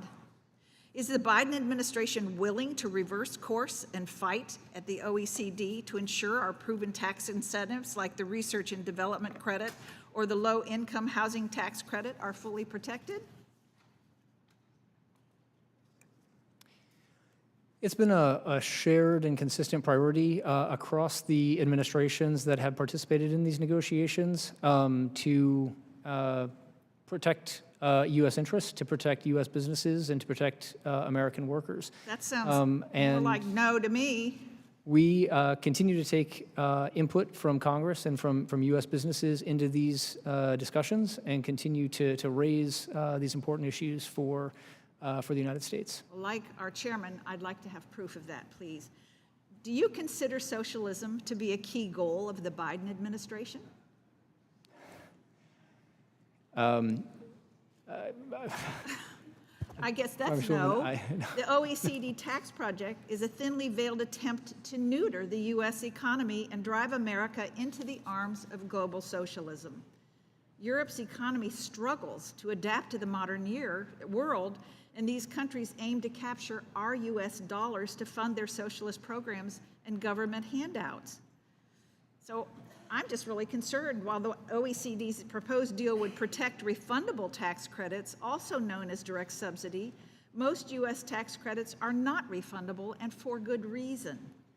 The U.S. is the most innovative nation on the planet, and we attract the best and brightest to start and grow their businesses here. We do not need direct government checks payable to industry, nor should we offer them. Many countries in Europe don't prize innovation or competitiveness like we do, and that's why so many of them come to the United States. So these countries have the sovereign right to determine their own tax code, incentive structures, and national agendas. They do not have the right to try and fund themselves with U.S. tax dollars, no matter what the Treasury Department might think. Congress writes the rules. The administration administers them. I yield back my time. Thank the gentlelady. Now recognize the gentleman from Virginia, Mr. Byer. Mr. Chairman, thank you very much. Mr. Plowgen, thank you for sitting through this. I greatly appreciate all of your work negotiating, and I have great affection and respect for my Republican friends on this committee, but I think in my only 4.5 years on this committee, this is the greatest misunderstanding of what this legislation does that I've ever seen. I was U.S. Ambassador to Switzerland for 4 years in the midst of all the fights over taxes. And one of the things I saw there is that there was an enormous amount of tax evasion and tax cheating by major global corporations, not just American, hiding assets or putting all of their costs in the high-tax states, like the United States and the UK and the like, and putting all of their revenues in the low-tax places, 3%, 0%, 1%. I won't do ad hominem attacks on countries, but you don't have to be really creative. I'll be happy to tell you who they were. And this is the entire world community coming together and saying, we need to stop the tax cheating. We need to make sure that we stand up to those small little countries, many of them just islands, who take all the revenue, don't charge any taxes at all, but that 1% or 2% is enough to make them happy. In the meantime, my family business, we just celebrated our 50th anniversary Sunday morning, has been paying 37% for years. And before that, as Mike knows, 39.6%. And it makes me upset that somebody much, much bigger than I am is paying 3%, 5%, 6%. This lack of the sovereignty thing is the emptiest issue I've ever seen. Mr. Plowgy and Janet Yellen cannot impose this tax on us. We can do it. We're the only people who can raise the tax from 10.5% to 15 to 20, whatever. We have complete autonomy. We have not given our sovereignty away to anybody else. When we say those other people will be able to tax us, they're just looking at undertaxed jurisdictions and saying, we are now going to charge them more in Poland, in Ukraine, in France, in India, because for the country that is undertaxed itself. That's designed not to go after us at 10.5 or 11%. It's designed to go after the country that's at 3% and 2% and 1%. And we're not changing it. They're changing their own tax policies for U.S. companies that are doing business in their countries and are being undertaxed. So it's most of these arguments just have not made any sense at all. The one that has, Ms. Miller brought up, is the concern that we should have about our tax incentives. Things like the housing tax credit, the green energy tax credits, things like that. Mr. Plowgy, I've been told by administration officials that we were working hard to make sure that our tax incentive structures we would put in place are not going to hurt our companies, because that's not a matter of us hiding revenues in low tax jurisdictions. That's taking advantage of everything. Can you assure me that we're going to work as hard as we can to make sure that this new guilty regime, we're going to do our best to avoid them affecting our tax credits? And before you answer, one last point. LPTR is not a decision we make. These are decisions that other countries around the world are making to increase their own taxes on revenues in their country to penalize the tax havens that are undertaxing. And to the extent that we're under by 1.5%, 3%, it's a relatively small amount. By the way, that's taxes that we were not collecting anyway. We weren't collecting it, and now they're saying they're going to collect it because we won't. We're not shifting tax revenue at all. Mr. Plowgy, I give the floor to you. Yes, absolutely. We continue to prioritize U.S. incentives in these discussions. We've been able to agree on interpretive guidance that protects many of the incentives that we've been talking about today: the low-income housing tax credit, green energy credits, other transferable credits, and we continue to raise these in the discussions. Yeah, I also want to make one question, Mr. Plowgy, and that in no way is insisting that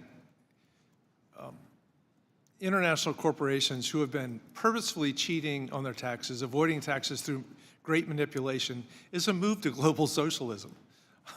It just doesn't make any sense at all. What we're trying to do is make sure that everybody's playing by the same rules, and at least that U.S. corporations are being treated fairly at all times. Mr. Chairman, thank you for leading this. I yield back. Thank the gentleman. Now recognize the gentlelady from New York, Ms. Tenney. Thank you, Mr. Chairman and Ranking Member. I'm grateful that we're holding this hearing today to examine President Biden's global tax surrender.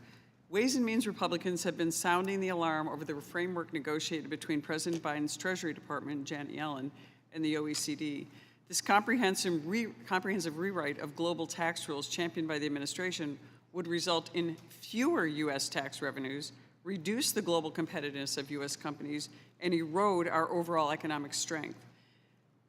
It amounts to nothing more than surrendering American tax sovereignty, with U.S. taxpayers sending a check to the tune of billions and billions of dollars to foreign countries. In fact, according to analysis from the Joint Committee on Taxation, the United States could stand to lose as much as $120 billion in tax revenue under the global minimum tax negotiated by the Biden administration. On top of that, OECD released recent guidance which substantiated the Republicans' concerns. President Biden's tax deal is unworkable and it's ill-conceived. This guidance does nothing to address my concerns, only serves to underscore the deal's fatal flaws. particularly on the undertaxed profits rule, which will send critical research and development abroad. Had Treasury consulted with Congress instead of completely neglecting the American people, perhaps they would have avoided these pitfalls. And I want to make sure I emphasize what the chairman had talked about earlier. Just accepting letters from the majority is not negotiating or working with us in terms of consulting. So I want to turn my questions to you, and thank you, sir, for your service and for being here. But Mr. Ploujian, the United States is the world's economic superpower, but we represent just 25% of the global GDP, 15% if adjusted for purchasing power. Multiple independent economic experts have found that the OECD deal would disproportionately impact the United States. My first question is, why would Treasury agree to a Pillar 1 framework where U.S. companies face 60% of the total burden of profit reallocation? I'm sorry, Congresswoman, with respect to your question, are you, which pillar are you referring to? Pillar 1. Pillar 1. So a consistent priority across the administrations, the different administrations that have been involved in these negotiations, has been to protect U.S. interests, to protect U.S. businesses, and to protect U.S. workers.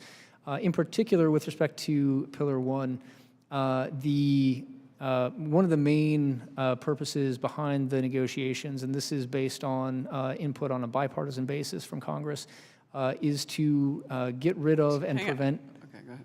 Let me ask you, so do you think it's beneficial to the United States companies to pay more in taxes? I guess was that the decision that was made in implementing this?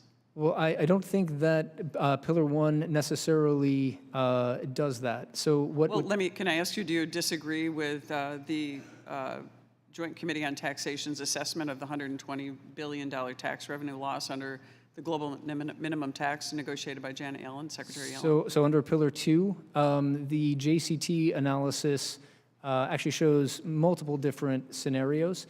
And again, with respect to the baseline that the JCT analysis uses, which is implementation of Pillar 2 by more than 40 of our largest trading partners, the midpoint of their range is an increase in U.S. tax revenue from other countries implementing Pillar 2.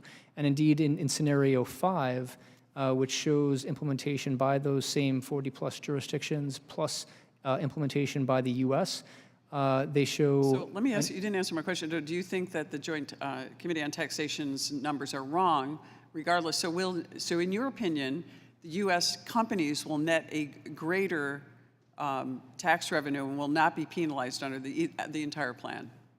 The JCT analysis shows that the U.S. gains revenue in multiple of those scenarios. But they net gain revenue. Yes. And how do you come up with that conclusion? Scenario 5 by the JCT shows an increase in U.S. tax revenues of $236.5 billion over the 10-year window. And what's that analysis based on?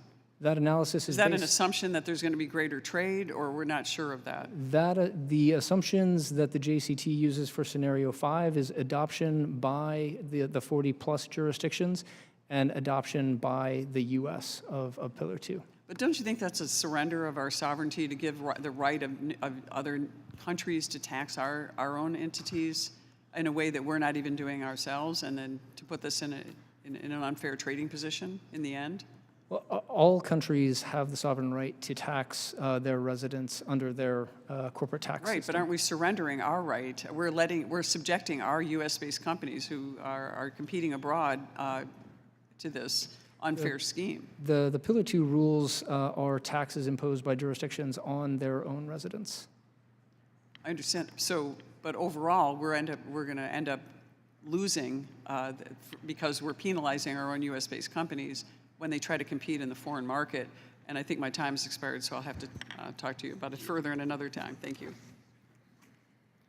Thank you, gentlelady. We now recognize the gentlelady from California, Ms. Steele. Thank you, Mr. Chairman, for hosting this important hearing. I'd love to yield my colleague to my colleague from Oklahoma, Mr. Hearn. Mr. Ploujian, just to follow up on my two letters and then what Ms. Tenney just responded to, are the JCT assumptions based on information, work product that you've given them to do an analysis on their assumptions of revenue loss or gain? So certainly the Treasury It's a yes or estimators. no, if you've given them information or not. My understanding is that the Treasury estimators do speak with their JCT colleagues on a regular basis. So then it's a yes, you've given it to JCT then. I was just curious, because again, we haven't seen it in Congress. So as long as they have it, and we're basing these estimates off of your work product, that would be interesting to know. Thank you, I yield back. I'm very generous with my time today, so I am yielding to my colleague from Georgia, Mr. Ferguson. Thank the gentlelady. Mr. Plowgen, is it appropriate to allow one state or country to collect income tax on income earned outside its border?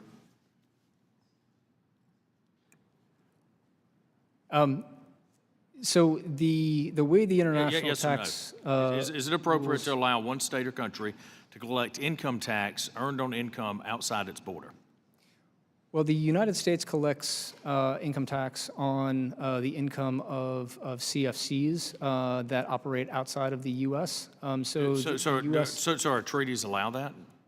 Our treaties allow that, yes. So if that's so, couldn't we just tax foreign companies here on income earned outside the U.S.?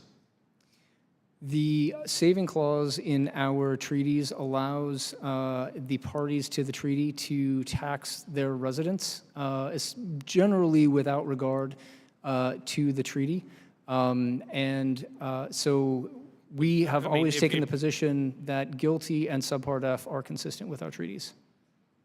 But wouldn't that, if we start taxing companies in other countries on income that they've earned outside of the U.S., don't you think that would lead to tax or trade disputes with the home country?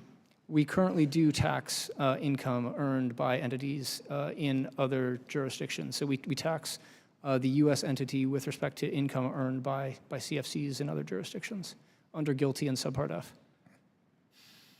Okay, thank you. Thank you, Mr. Chairman. You know, this is very important discussions that we are having, and thank you, Deputy Assistant Secretary, that you are coming out. And I hope that Treasury moving forward will work with this committee and fight for U.S. businesses. But having said that, that you're on your statement, you said Pillar 2, which would increase U.S. revenue and strengthen our tax system. And Pillar 2 will be fairer, if I said something that you didn't say, please let me know, on the world stage. So better be in Pillar 2 than not in Pillar 2. So my concern on Pillar 2 is actually all the members already stated that 60% of total, actually that's the Pillar 1, Pillar 2, that total burden, that nearly 40% of additional tax burden for Pillar 2 that for U.S. companies. So could you explain that why you are saying that without any detailed technical issues that we resolve before we implement this, that you're already saying that how it can increase U.S. revenue and strengthen, and then why it has to be fairer, and then why we have to be in Pillar 2, not in Pillar 2? Yes, absolutely. The JCT analysis shows that in all scenarios that they analyzed, that U.S. adoption of Pillar 2 increases U.S. revenue as compared to not adopting Pillar 2. Similarly, the Treasury estimates for the administration's Green Book proposals to adopt reforms consistent with Pillar 2 show a significant revenue increase for the U.S. of adopting those reforms. Okay. I still have a problem with double taxation for our corporations here. Having said that, I don't have enough time, so I'm going to just say a really quick statement here. I was born in Korea and raised in Japan, and it is great that we live in a global world that allows international commerce, but I'm here to advocate for my constituents from Southern California. And could you, and will you, you and Treasury, commit today to negotiate OECD rules that are equitable across countries on behalf of my constituents, and I can't, in good faith, sign off on policies without knowing how it would affect our constituents and communities. Will you commit today to provide Congress and critical details going forward and bring all the important issues on Pillar 2 to before we implement Pillar 2? Just yes and no question because I'm already over my time. Yes, we do take U.S. interests and U.S. business interests into the negotiations, and I can commit to taking those into the negotiations. And we have provided estimates on Pillar 2 to Congress and made them publicly available. Thank you, Mr. Chairman. I yield back. I think the gentlelady now would turn to Mr. Snyder from Illinois. 5 minutes. Thank you, Mr. Chairman, and Mr. Plowden, thank you for your patience. I know it's been a long afternoon. I'm going to review some of the things. And you started in your testimony, we talked about the BEPS project, or the Base Erosion and Profit Shifting project. That was the genesis of this whole initiative. What was the motivation for that project? It was concern about the ability of multinationals to shift profits into low-tax jurisdictions, essentially. And what was the goals that the countries participating set for the project?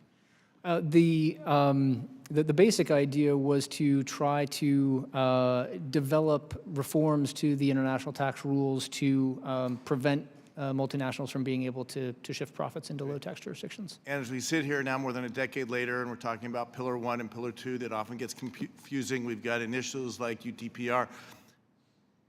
What's your sense of the commitment to the G20 countries to actually moving forward and addressing the original motivations of the BEPS project and what they're trying to achieve with Pillar 1 and Pillar 2? Well, the G20 finance ministers earlier this week reiterated their support for the two-pillar solution and in particular the steps the countries are taking to implement Pillar 2. So is it fair to say that irrespective of what we might do in the United States, countries around the world, developed countries around the world are going to move forward here? Yes, absolutely. Okay. Now, we've also talked about this JCT analysis, and my colleagues have been focusing on one of the scenario numbers, but there are multiple scenarios. What's the key distinction between each of the different scenarios? The key distinctions between the different scenarios are assumptions about which jurisdictions implement. There are several scenarios in which the U.S. implements Pillar 2. There are several scenarios in which the U.S. does not implement Pillar 2. And then there's this distinction between just the 40 baseline or 40-plus baseline jurisdictions adopting versus every single country in the world adopting. Okay, and what happens if the rest of the world moves forward, and as you noted, the leading economies are committed to moving forward, and the United States stays on the sidelines? What happens then? Yes, so if the entire rest of the world adopts Pillar 2, which is the JCT scenario 1, and the U.S. stays on the sidelines, that's the $122 billion number that's been talked a lot about in this hearing. They find that the U.S. would lose $122 billion of revenue. And the logic behind that is that, and one of the numbers I saw is an estimate of 75% of the profits that are now located in low-tax jurisdictions like the Canary Islands or Bermuda is going to move to more the G20 economies. The assumption is it would all move to these other economies, not to the United States. Is that correct? I think that's a large driver of the numbers. But are there things that the United States could do to make it more attractive for these companies to move their profits from Bermuda back to the United States? Yes, and in fact, we believe that Pillar 2 does make it more attractive for companies to move their profits back to the United States because it reduces the tax incentive to shift profits out of the U.S. to low-tax jurisdictions. And in fact, OECD and IMF analysis has suggested that reducing the tax rate differentials between the U.S. And offshore centers would significantly increase investment in the U.S. So if instead of fighting amongst ourselves, we put our heads together and came up with strategic actions as a body to make sure that the United States remains as the innovative place in the world, actually, we wouldn't see a decline in taxes, but by the JCT model, we'd see an increase in revenues to the United States. Is that correct? That's correct. And certainly Pillar 2 is part of that. In every scenario, if the U.S. adopts Pillar 2, the JCT shows an increase in U.S. tax revenue as compared to the U.S. not adopting. Okay. And let me finish on one other thing, because I am worried about R&D, and I know we talked about it a little bit. And this wasn't my observation, but I think it's an important observation. 2.5 years ago, we entered into what was a dark moment for the country with the pandemic, for the world, as the world shut down. All of the scientists around the world gathered together, or worked together, to try to come up with some response, treatments for COVID, vaccines for COVID, and countries tested some. As we sit here 2.5 years later, there are 3 vaccines that are standing, that are desired by the world. All 3 of those were invented here in the United States because we have the greatest innovation, R&D system. We incentivize it, we motivate it, we support it. I do want to make sure as we go forward, and I think it is a fair concern, that whatever we do with Pillar 2, make sure that we protect those incentives, those reasons for companies, the best companies in the world, to base their research and development in the United States, to bring the smartest people and hire the smartest people in the United States, and make sure, God forbid, there's another pandemic, or we have the next revolution, AI, or whatever's coming next, that those innovations are happening in the United States. And with that, I yield back. Thank you, gentlemen. Mr. Platts, I want to take a moment to thank you for being here today and for being patient and enduring as we go through this, because I've got to tell you, I think the main thing that has bothered me since the beginning of this is the constitutionality of what the administration is doing. There's 3 distinct parts of our government, and I just think when we look at trade policy, when we look at tax policy, all that begins in the House. And I'm just trying to understand why the administration would go outside that model and decide to do something on its own. So I'm going to encourage you to keep in touch with us. And the people that asked you to get back with may ask you some questions that you said you get back with them. Please do that. And thank you so much for being here today. We're now going to move to the second panel.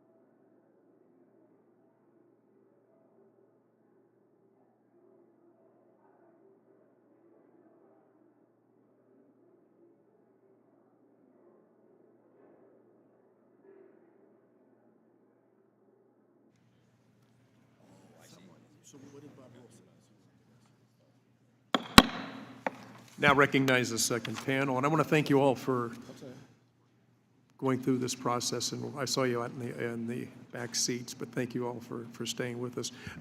First of all, Ms. Mindy Hirschfeld serves as a professor of tax practice at the University of Florida Levin College of Law. She is also a counsel for the Potomac Law Group and a contributing editor for the publication Tax Notes. Ms. Hirschfeld, thank you for being here. Adam Michel is the Director of Tax Policy Studies at the Cato Institute. Mr. Michel, thank you so much for being here. Ann Gordon is the Vice President for International Tax Policy at the National Foreign Trade Council. Ms. Gordon, thank you so much for being here. Mr. David Scheitzer is a Dean of Emeritus and Harvey R. Miller Professor of Law and Economics at Columbia Law School. Mr. Scheitzer, thank you for being here. Mr. Peter Barnes is an International Tax Advisor in the Council at the Kaplan and Drysdale. He is also a Senior Fellow at Duke University. It's nice to have the Blue Devils here. Thank you so much. Thank you all for being here today, and I hope we can continue on. I just want to make sure that we understand the whole purpose of what we're trying to do today. And I think that sometimes we get caught up in floor speeches. The real problem, and I just addressed at the end of the first, is the constitutionality of the administration and the movement that they're making without being the counsel of the Congress. And so we'll begin now. Ms. Hirschfield, each of you, please, you have 5 minutes. Mr. Hearn is going to take over as the chairman. Thank you so much.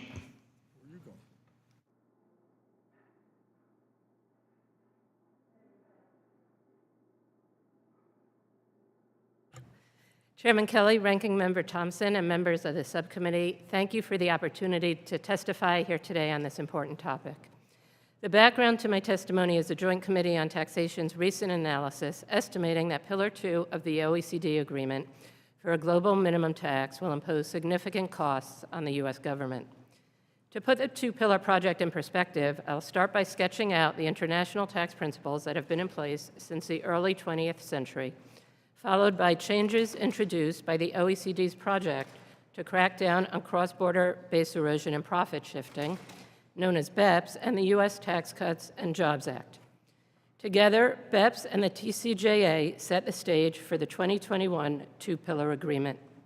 I'll explain why certain aspects of that agreement negatively impact U.S. revenues, but then turn to what might be done to fix it. From its earliest days, the U.S. income tax system, as applied to taxing U.S. persons' foreign earnings, can be characterized by 3 principles. First, U.S. persons are taxed on all of their income, regardless of where earned. Second, the United States provides U.S. taxpayers with a credit for foreign taxes paid. And third, in general, U.S. tax law respects corporate entities as separate taxpayers and historically has not subjected foreign companies' earnings to U.S. tax until repatriated. Now, beginning in 2013, the G20 and the OECD undertook a project to address cross-border profit shifting and digitalization of the economy. This BEPS project fell short, though, in 2 respects. One, it didn't develop concrete proposals for taxing the digitalized economy. And 2, a U.S. push to encourage expanded adoption of controlled foreign corporation regimes mostly failed. But these missed opportunities have been revived in the OECD's current work. Now, partly in response to the same pressures that prompted BEPS, the TCJA introduced a number of important changes to U.S. international tax rules. Most importantly, in enacting GILTI, the U.S. became the first mover in adopting a global minimum tax. Now, unfinished business from the BEPS project led other countries to propose and enact digital services taxes. To limit such efforts, the OECD undertook what's sometimes referred to as BEPS 2.0, which includes the 2 pillars. Pillar 1 remains focused on taxing large, highly profitable multinationals, disproportionately impacting U.S. tech companies, and reallocates a share of their profits to market economies. Pillar 2, meanwhile, morphed into a global minimum tax. At a high level, other countries were trying to copy GILTI, but in the OECD's hands, the scope of the idea has grown. Now, if Pillar 2 was simply a platform for other countries to mimic GILTI, we wouldn't be here today. But 3 changes made between the 2021 agreement and the release of the OECD model rules turned the OECD minimum tax into a U.S. revenue loser. The first was that the UTPR, the undertax profits rule, provides other countries full rein to tax the domestic earnings of U.S. multinationals. Second, many U.S. general business credits, because they are not refundable, are treated as reducing taxes paid and increase the risk of a top-up tax being imposed. And third, Pillar 2 now encourages other countries to enact their own qualified domestic minimum taxes, QDMTTs. The details are complicated, but the principle is not. When other countries increase taxes on U.S. multinationals, the U.S. loses money because of the foreign tax credit. This is the landscape we face today. I'd like now to sketch out possibilities for fixing the deal to minimize its harmful impacts. One, the U.S. could modify its domestic rules so that they conform to Pillar 2, but this is unlikely to make up the revenues lost to other countries while also costing the U.S. fisc.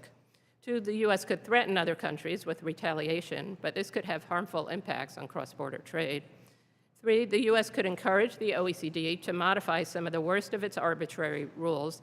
I think the guidance released earlier this week suggests that this is a viable path. And four, the OECD rules are based on financial accounting, but it's Congress, through the SEC, that retains the ultimate authority for the accounting guidelines followed by publicly traded companies. Over the longer term, the two-pillar agreement highlights a failure in Treasury's interaction with Congress when pursuing international tax negotiations. Congress could and should be providing Treasury with clearer guidance here. A model could be the Trade Promotion Authority, which guides the executive branch when it's pursuing and negotiating trade agreements. Thank you again for inviting me to testify. I would be happy to answer any questions you may have. Thank you, Ms. Hertzfeld. Mr. Michel, you can start if you're ready. Chairman Kelly, Mr. Hearn, Ranking Member Thompson, members of the subcommittee, thank you for inviting me to testify today. I'll begin by describing how the OECD has abandoned its founding principles, then highlight the costs of the Biden administration's work with the OECD to overturn domestic tax laws, and conclude with how Congress should respond. Founded more than a century ago, the Organization for Economic Cooperation and Development was established to preserve individual liberty and increase well-being. It did this by expanding trade and international investment. An important part of this work was the OECD's role in coordinating international tax systems to reduce the double taxation of international income. In recent decades, the OECD has transformed into an unaccountable, taxpayer-funded special interest group for a government-centric economic policy model. This is a perversion of the principles on which it was founded. Through its project on base erosion and profit shifting, bureaucrats in Paris have abandoned the pretense of objectivity. They've done this as part of a multi-decade crusade against any country that dares use its tax code to compete for international business. Its most recent work has culminated in a two-pillar proposal that aims to take domestic sovereignty over tax law away from elected governments around the world, increase economically costly corporate tax rates, raise new revenue from primarily U.S. firms, and redistribute taxing rights away from productive economies to consumer economies. Pillar 1 is intended to replace extraterritorial digital services taxes targeted at the United States' most profitable and iconic digital brands. These taxes have been widely criticized on a bipartisan basis. Pillar 1's new digital tax isn't any better. It's designed to redistribute the profits of the largest American businesses to revenue-hungry governments across the world. Pillar 2's five-part 15% minimum tax is even worse. It includes a new extraterritorial levy that will allow other countries to reach into our borders and claim taxing rights over the U.S. domestic income of U.S.-based companies. Estimates indicate that Pillar 2 will reduce U.S. revenues by more than $120 billion, shrink domestic investment, and end hundreds of thousands of American jobs. Both Pillar 1 and Pillar 2 are bad deals for the United States. Every member on this dais, regardless of where you think ultimately our tax laws should end up, should be absolutely outraged at how the administration has used the OECD to circumvent your constitutional role in policymaking. By sidelining Congress, Treasury's negotiators have colluded with foreign powers to tax American businesses. They've done this after Congress, on a bipartisan basis, rejected the administration's preferred tax policies. So what can Congress do? First, Congress should instruct the President to immediately withdraw from the OECD convention and stop funding the close to 20% of the organization's budget we support. The OECD is not only bad on tax policy. Its projects on inequality, labor markets, and climate pursue whole-of-government approaches which seek one-size-fits-all solutions, regularly calling for higher taxes, more redistribution, and greater government subsidies. It's a disgrace that American tax dollars are subsidizing an organization that is actively undermining American competitiveness abroad. Second, and even more importantly, after rejecting the OECD's tax increases, America needs to be the most attractive place to do business in the world. Building on the reforms in 2017, Congress should lower the corporate tax rate to the OECD and Biden administration agreed upon rate of 15% or lower, finish the transition to a full territorial international tax system, and make full expensing for all new U.S. business investments permanent. This would be the most powerful message Congress could send to the OECD. We should be playing the tax competition game they are trying to stop. Your leadership is ultimately necessary to protect American workers from a future dictated by policymakers in Europe, a future that would include higher taxes, slower growth, and fewer jobs. Thank you, and I look forward to your questions. Appreciate it. Thank you, Mr. Michel. Ms. Gordon, you may proceed. Good afternoon, Mr. Chairman, Ranking Member, and members of the Tax Subcommittee. Thank you for inviting me today to testify about this critical issue. I'm the Vice President for International Tax Policy at the National Foreign Trade Council. NFTC is an association of U.S. business enterprises engaged in all aspects of international trade and investment. Our goal is to foster an environment in which U.S. companies can compete globally.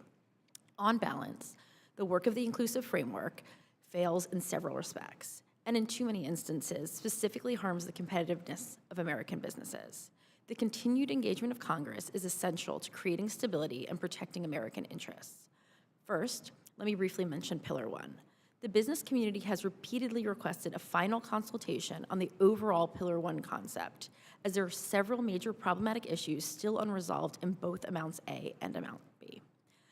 There must be a cohesive, workable structure for tax administrations and taxpayers on all of Pillar 1, one that has the backing of Congress.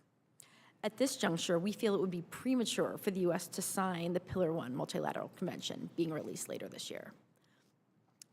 International tax is a complicated web of U.S. and foreign laws and bilateral income treaties, and Pillar 2 is adding to that. With the Tax Cuts and Jobs Act enacted in 2017 by Congress, there's a new international tax system that ensured the foreign operations of U.S. companies were subject to minimum tax under the first of its kind GILTI framework. And U.S. base erosion was prevented under the BEAT.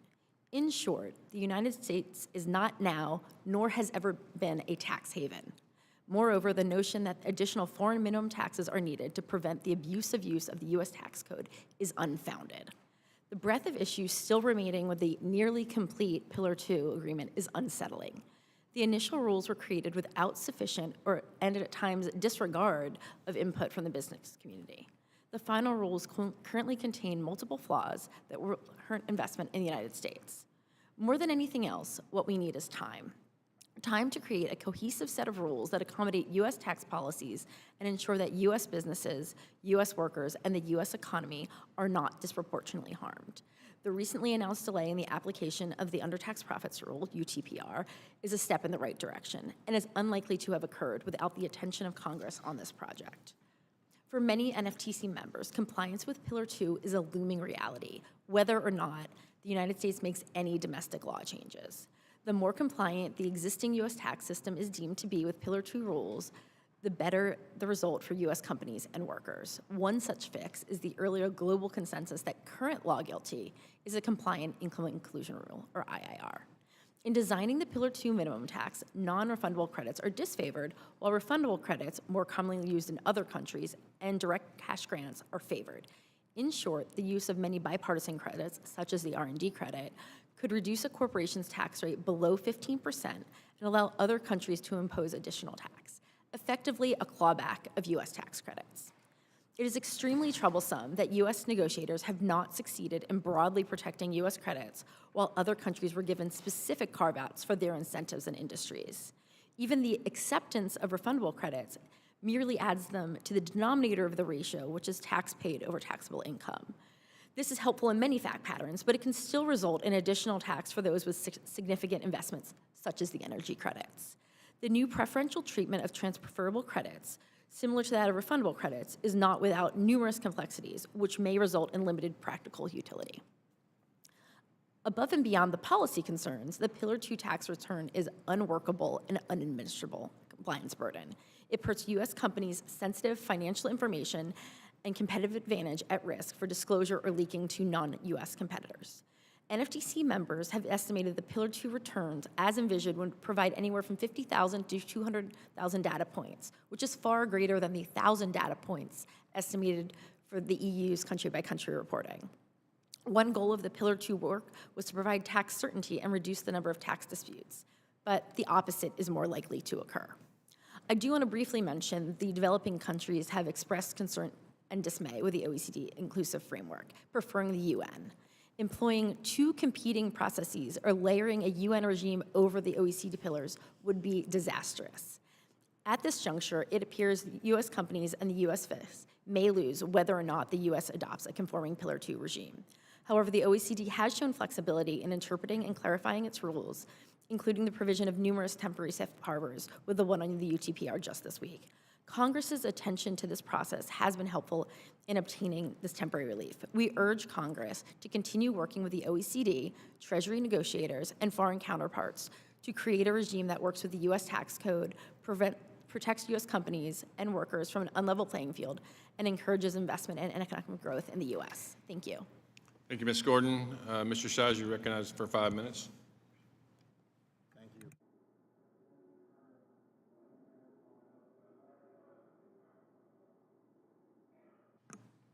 Sorry. Representative Hearn, Ranking Member Thompson, and distinguished members of the subcommittee, thank you for inviting me to this hearing. Our international tax system is famously complicated, but some things are simple, or at least they should be, and I'm here to make two simple points. First, in the United States, taxes must be imposed by Congress, not the President.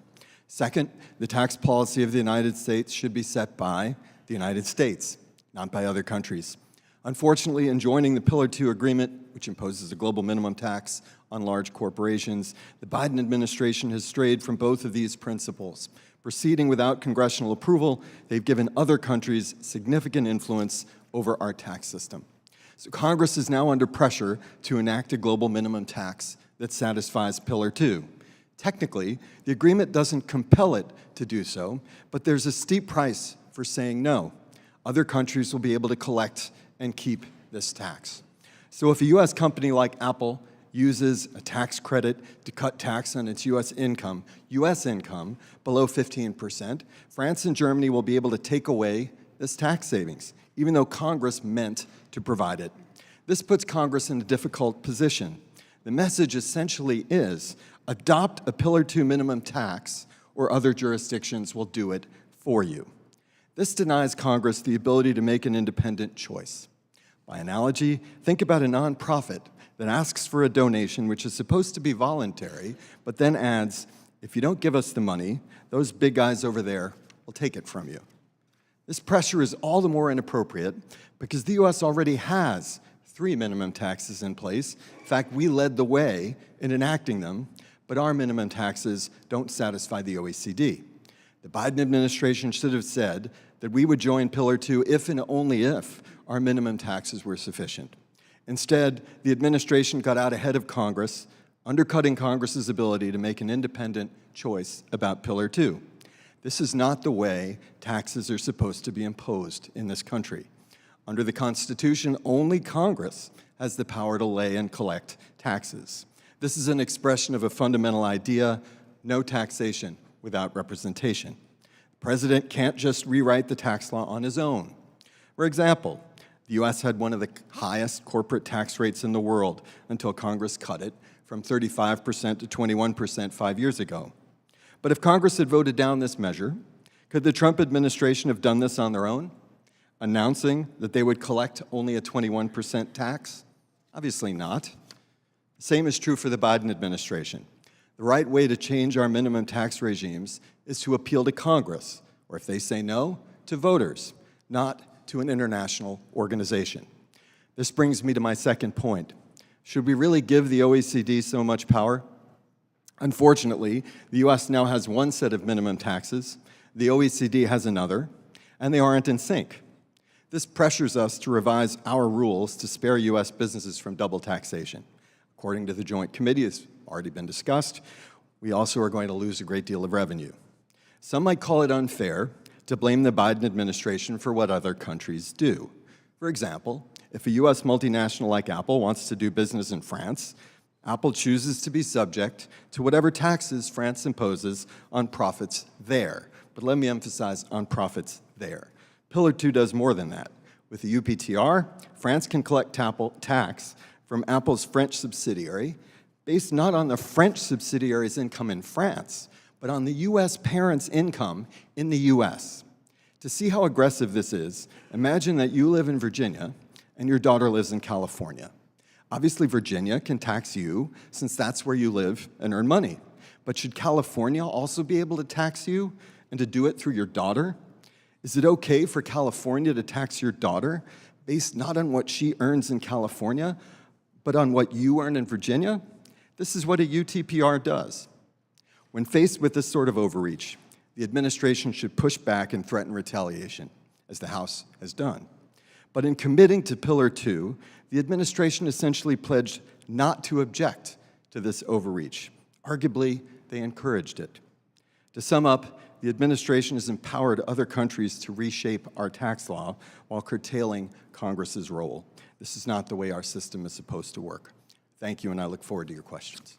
Thank you, Mr. Shizer. Mr. Barnes, 5 minutes. Representative Hearn, Ranking Member Thompson, and distinguished members of this committee, I appreciate this opportunity to speak on Pillar 2. This is a critically important proposal, and how the U.S. responds will have a major impact on our companies, their global competitiveness, and the U.S. fisc. Yes, Pillar 2 represents a significant change in international tax law, but it comes as the next step in decades of efforts to align international tax rules so that corporations can and will run their businesses based on market fundamentals, not taxes. The U.S. competes very successfully in that environment. The U.S. is the model for much of Pillar 2.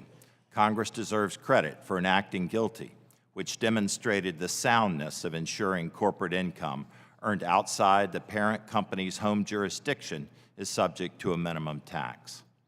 The reason the United States should join this initiative is quite simple. More than 100 countries will adopt Pillar 2 in their domestic laws. The proposal is not going to be abandoned. So the United States faces a choice: join this exercise or stand outside the process. The merits of joining are clear. First, the U.S. fisc is better served by joining Pillar 2. The revenue impact on the United States is uncertain, as detailed in the Joint Committee's analysis. But one conclusion from the JCT is clear.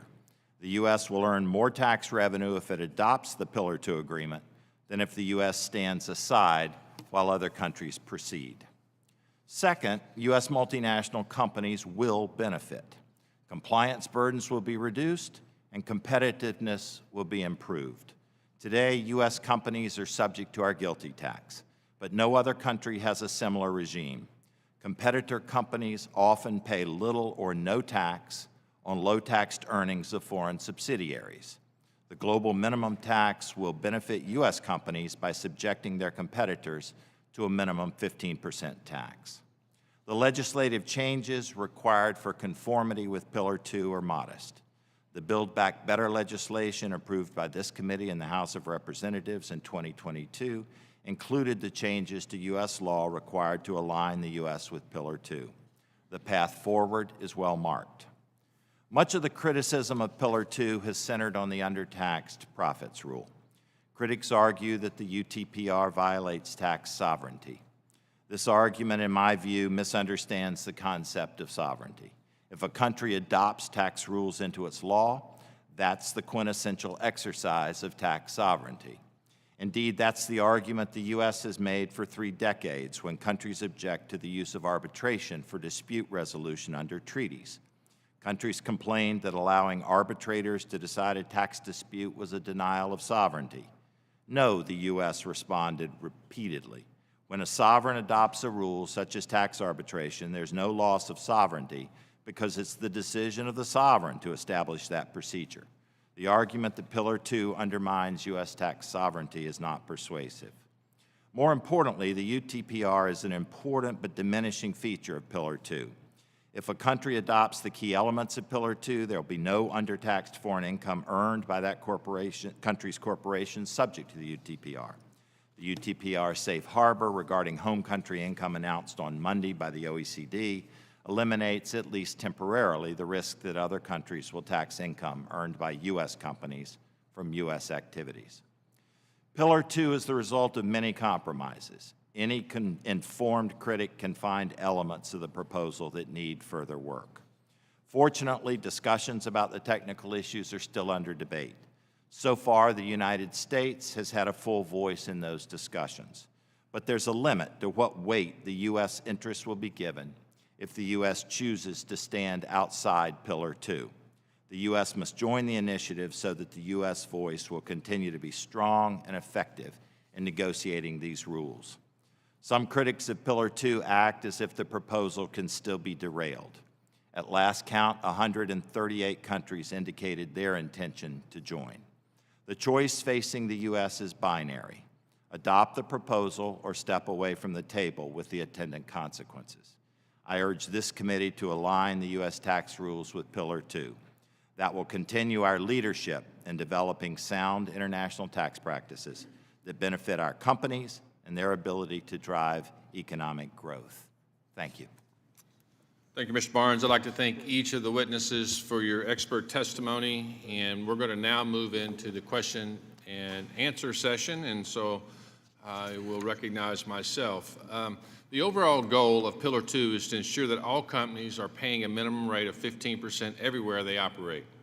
It makes no sense to me that non-refundable tax credits are treated worse than refundable tax credits in the OECD Pillar 2 rules. The OECD's whack-a-mole approach to eliminate tax competition is ill-considered. Ms. Hertzfeld, as you know, the Pillar 2 rules favor refundable tax credits. JCT finds that the effectiveness of Pillar 2 might be significantly weakened by the introduction of refundable tax credits by low-tax jurisdictions. The country that introduces them thereby preserves its fiscal competition feature without visibly having a low tax rate, end quote. Ms. Hertzfeld, do these rules that were just stated, do these rules eliminate tax competition or merely just create a new competition for direct pay, tax tradable subsidies? Thank you for the question. Yes, they do. The latter part of your question, they shift tax competition to other areas. One is in the form of the type of tax incentives that countries could offer, and so countries can compete along the lines of credits that are blessed by the model rules. The other way they can compete are also noted by the Joint Committee. They can compete for in the substance-based income exclusion, so that allows an exclusion from the top-up tax, and so they can compete in that area as well. And with that would come negotiations that would get you, as a company or in a country, you would negotiate that with a body like ours, supposedly, or something similar, to be able to get those. And it would be a competition much like it is today. It would be influence peddling and lobbying, and it'd be all of those combined, except in a different world. So it's the old saying, tell me the rules and I can play the game. Is that fair? Correct, and also note that they, in addition to tax incentives, this encourages a shift to direct subsidies, and so there's lots of different ways that countries can and probably will compete to encourage investment in their jurisdictions. So it'd be credits that would incentivize certain companies to possibly stay there and do business, and pick and choose winners and losers for in-country competition, one favoring one competitor over another, possibly. All these things come into play that would create a whole another set of rules that we'd have to put in place and look at. Is that correct? Yeah, I mean, the reality is countries compete for investment, and if one avenue is shut down, then they'll likely move to another. Do you see this creating, I think you've alluded to this, creating a sort of a whole new government free-for-all with added complexities and burdens that go along with that? I believe that's what you're saying.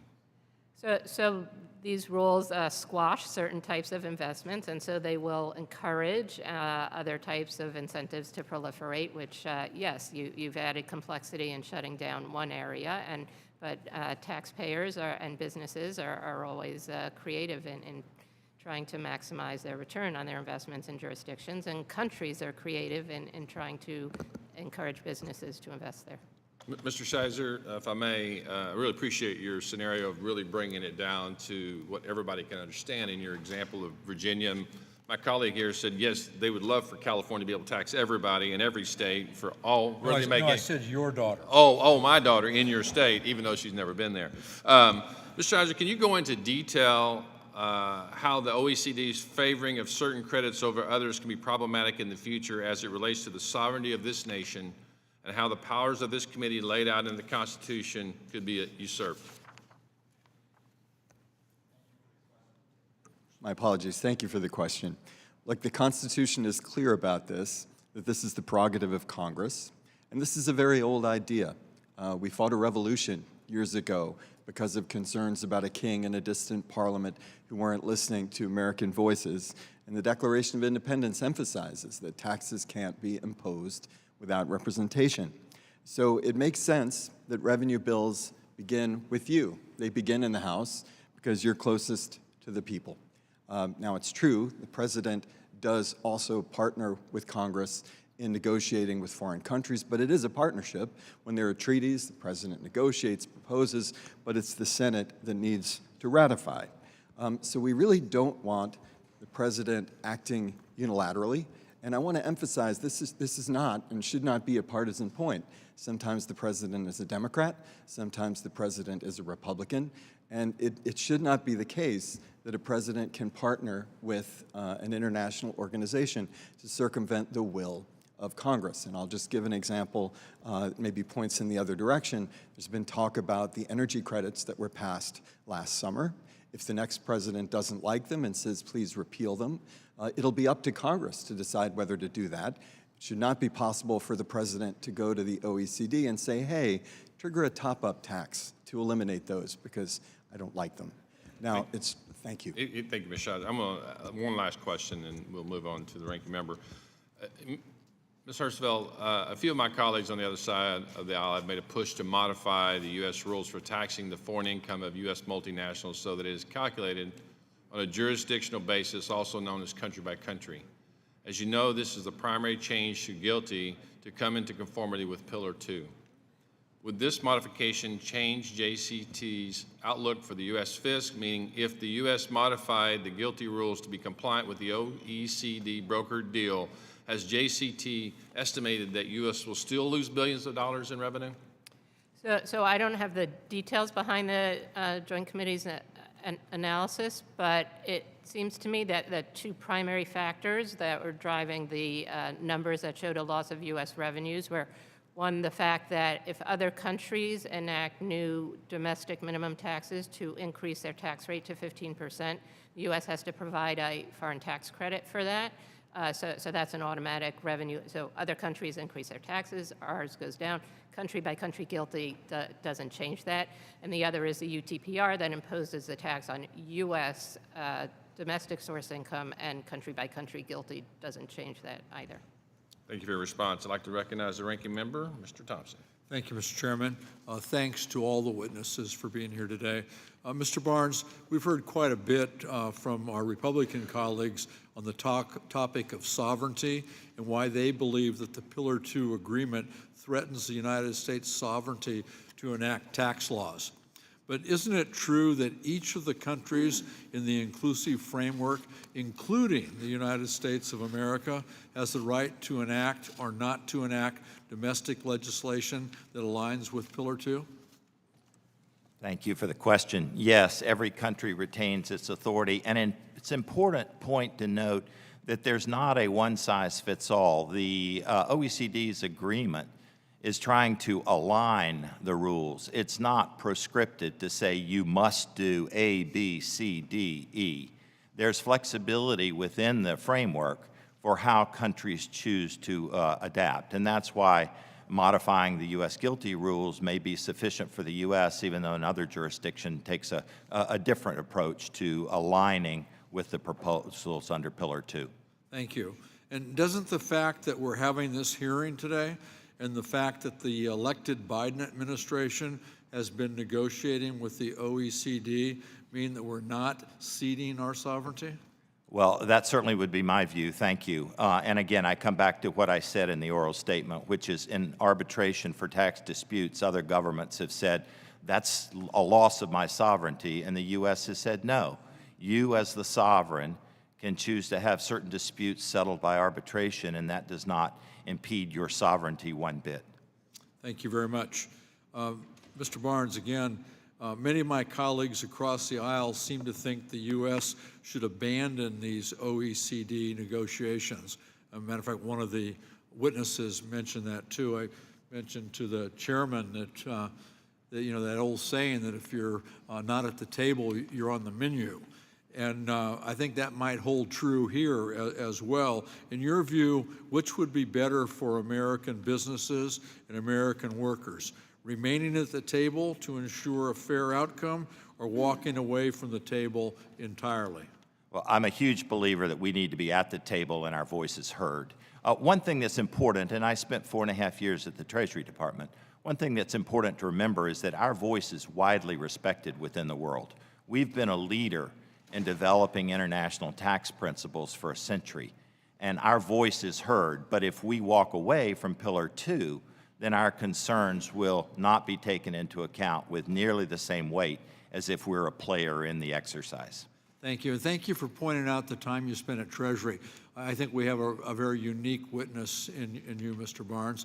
The fact that you've been at Treasury, you've been a player in negotiations such as these, you've been in the private sector, and you've been a tax consultant to many major corporations and entities. I think you bring a lot of expertise to the witness dais today. Thank you very much, Mr. Chairman. I yield back. I thank the gentleman. Now I'd like to recognize the gentleman from Georgia, Mr. Ferguson. Thank you, Mr. Chairman, and thank you to the witnesses for being here today. Ms. Hirschfield, I'm going to start with you. You may have been here and you may have heard Mr. Plowgen telling us that our treaties allow us to tax income earned outside its borders. And he cited the example of CFCs. Do you think that this is accurate? So our CFC regime, which is known as Subpart F, has been in place since 1962, and it's widely accepted that treaties allow for taxation of foreign earned income and by CFCs. Subpart F, and that's what GILTI does also. There's a big difference between Subpart F and GILTI and the taxing provisions of the UTPR, which allow for extraterritorial taxation in a way that violates existing treaty principles. And so there's, although the U.S. laws that are in place are consistent with treaties, the UTPR is much more questionable. So it's that, in your opinion, that would lead to less stability in international tax administration and probably lead to disputes with our trading and taxing partners. I think there are big open questions about whether the UTPR is consistent with existing tax treaties. Several European academics have recently written a long article explaining why they think it's not consistent with treaties, and so I don't know what happens when you have a lot of countries enacting a law that conflicts with their existing tax treaties. And we should certainly be having communication with the Treasury Secretary and the administration, sharing work product, and this committee should be at the forefront of determining that. Moving on, Mr. Scheisser, if I heard you right, we're talking about refundable credits. If a company here in the U.S. has $300 million of taxable income, 400 million, $1 billion, whatever the number is, and then they decide that they are going to take advantage of the green energy tax credits, and they take advantage of 300 million of those, and they effectively drive their tax rate here in the U.S. down to zero. Yes? Yes. Okay. Now, if that happens, then a European country could say, well, you have an effective tax rate of zero, therefore we're going to tax an additional 15% to bring you up, right? That is the risk I was identifying, yes. So let's just think about this for 1 second.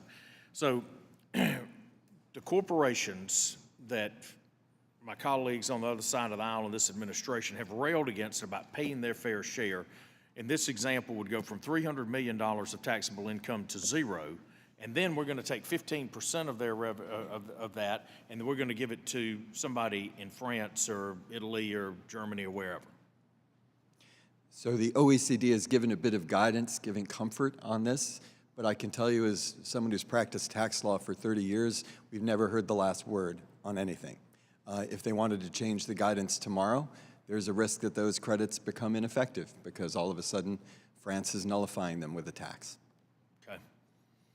So we're not collecting tax revenue here, and we're giving tax revenue to a foreign country. Yes, sir. Okay. Mr. Michel, I've heard a witness say here that we are faced with what I believe is a false choice, which is either join in the discussions or be left on the sidelines. We are America. We're the world's #1 economy, the #1 place to innovate. We have the most productive workforce. We are in a unique spot. Instead of our voices being heard, shouldn't our policies dictate, and shouldn't we be putting America in a place of leading the world, not simply following behind it? Thank you for the question. I do believe that America should be setting the tax policy that's right for us and is growing our economy and helping American workers here in the United States. The way we do that is keeping our taxes low, setting policies that encourage innovation and investment. We have been at the table as part of the ongoing process, and you can see where it's gotten us. The U.S. fisc is about to lose hundreds of billions of dollars. Investment in the United States is projected to go down. And members up and down the dais here were just pleading with a representative from Treasury to make sure that companies can still access tax credits that you all put into place. One more quick question for Ms. Gordon. Ms. Gordon, at the end of the day, American business counts. It counts because it provides jobs for American workers. Do you see this creating more jobs or taking away jobs from America? As currently envisioned, it seems to reduce the number of jobs in the United States. Thank you. I yield back. Thank you, gentlemen. Gentleman from Texas, Mr. Doggett. Thank you very much. Mr. Michel, though you and I have very significant disagreements about most everything you testified to, one thing that I do want to say is that you're to be commended for your candor in your testimony, and particularly that portion of your written testimony that you indicate that eliminating corporate taxes is a worthy goal, because I think that's exactly what these folks have been trying to do. They reduced the corporate tax rate by 60% in 2017, and of course, for those multinationals that have stashed so much money down in the Cayman Islands, $60 billion in 1 year, and are only paying 0.6% in taxes, they've gotten very close to your goal of just eliminating corporate taxation on those monies. And defending this kind of system assures that we'll have more of the same kind of tax scam. And Mr. Barnes, I want to ask you about some of the arguments that I've heard from my colleagues. One of them has been, well, why didn't the Treasury Department just go over there to Europe and get exempt every tax credit that we have? Don't you suppose, Mr. Barnes, that if we ask for that every other country would ask to have every credit and preference and loophole in their tax code exempted as well, so that the idea of a minimum tax and stopping the race to the bottom would be totally meaningless? Well, thank you. I suspect everyone in this room has been involved in negotiations. In tax negotiations, whether it's tax treaties or a negotiation like this Pillar 1, Pillar 2 exercise, every country comes with its sovereign interests, and the idea that the U.S. can completely bully its way through is, I think, a false optimism. Yes, we have a lot of authority, but if our take it or leave it is all of our stuff is good, other countries are going to insist on the same approach. We can't just be a go it alone if we want to be a true leader in the world. And the other argument that they make is, well, we've got this guilty tax. Why didn't they just go over and get it accepted and approved? And I know that some negotiations are still continuing, but the guilty tax has a few loopholes in it.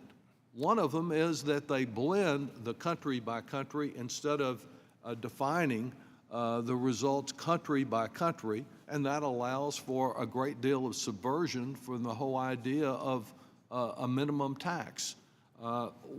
What's your feeling about the failure to just totally exempt guilty as it exists today? The same guilty, by the way, which, as I pointed out from the joint tax analysis, those are the 88 multinationals that are now paying under 8% as their tax rate. Well, it's important to recognize that the guilty tax paid by U.S. corporate taxpayers is counted in the calculation toward the global minimum tax. So it's not like the guilty tax is on top of the global minimum tax.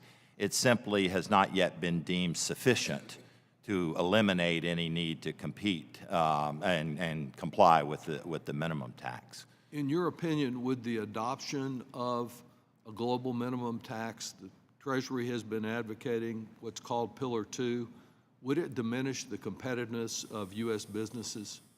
I think the answer is no, and I realize I may be an outlier here, but let me give a concrete example. A U.S. company invests in a low-tax jurisdiction, Switzerland, Singapore, a real business, $500 million, 1,000 very skilled workers.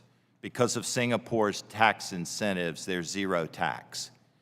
A Singapore-owned Singapore company pays zero. A Dutch-owned Singapore company pays zero. A U.S.-owned Singapore company pays 10.5% under guilty. That's our rules today. The U.S. company is handicapped by 10.5 percentage points.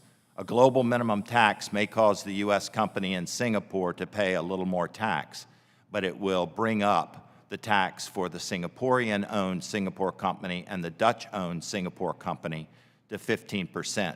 In that environment, I'm quite confident the U.S. company's subsidiary in Singapore will be very successful. Well, thank you for your example. Just overall, if we set a reasonable minimum on taxation, we would be competing with other countries not on whether we could have a race to the bottom with the lowest possible taxes, but on things like education, our justice system, our workforce, our ability to do research and development here, and I think the United States would lead that competition. Thank you very much. Thank you, gentlemen. The gentleman from Kansas, Mr. Estes. Well, thank you, Chairman, Acting Chairman, or Chairman. And thank you to the panelists for being here today. It's important that we talk through this issue. Just as we saw with the previous panel, Treasury Department's willfully ignoring the reality by working around Congress, working around the committee, and trying to pave the way for new taxes to these deals with the OECD that are fundamentally un-American and would give away our tax base to foreign countries. Throughout the process of the OECD base erosion and profit shifting, the BEPS 2.0 negotiation, administration has repeatedly made commitments that are out of its prerogative to both make and fulfill.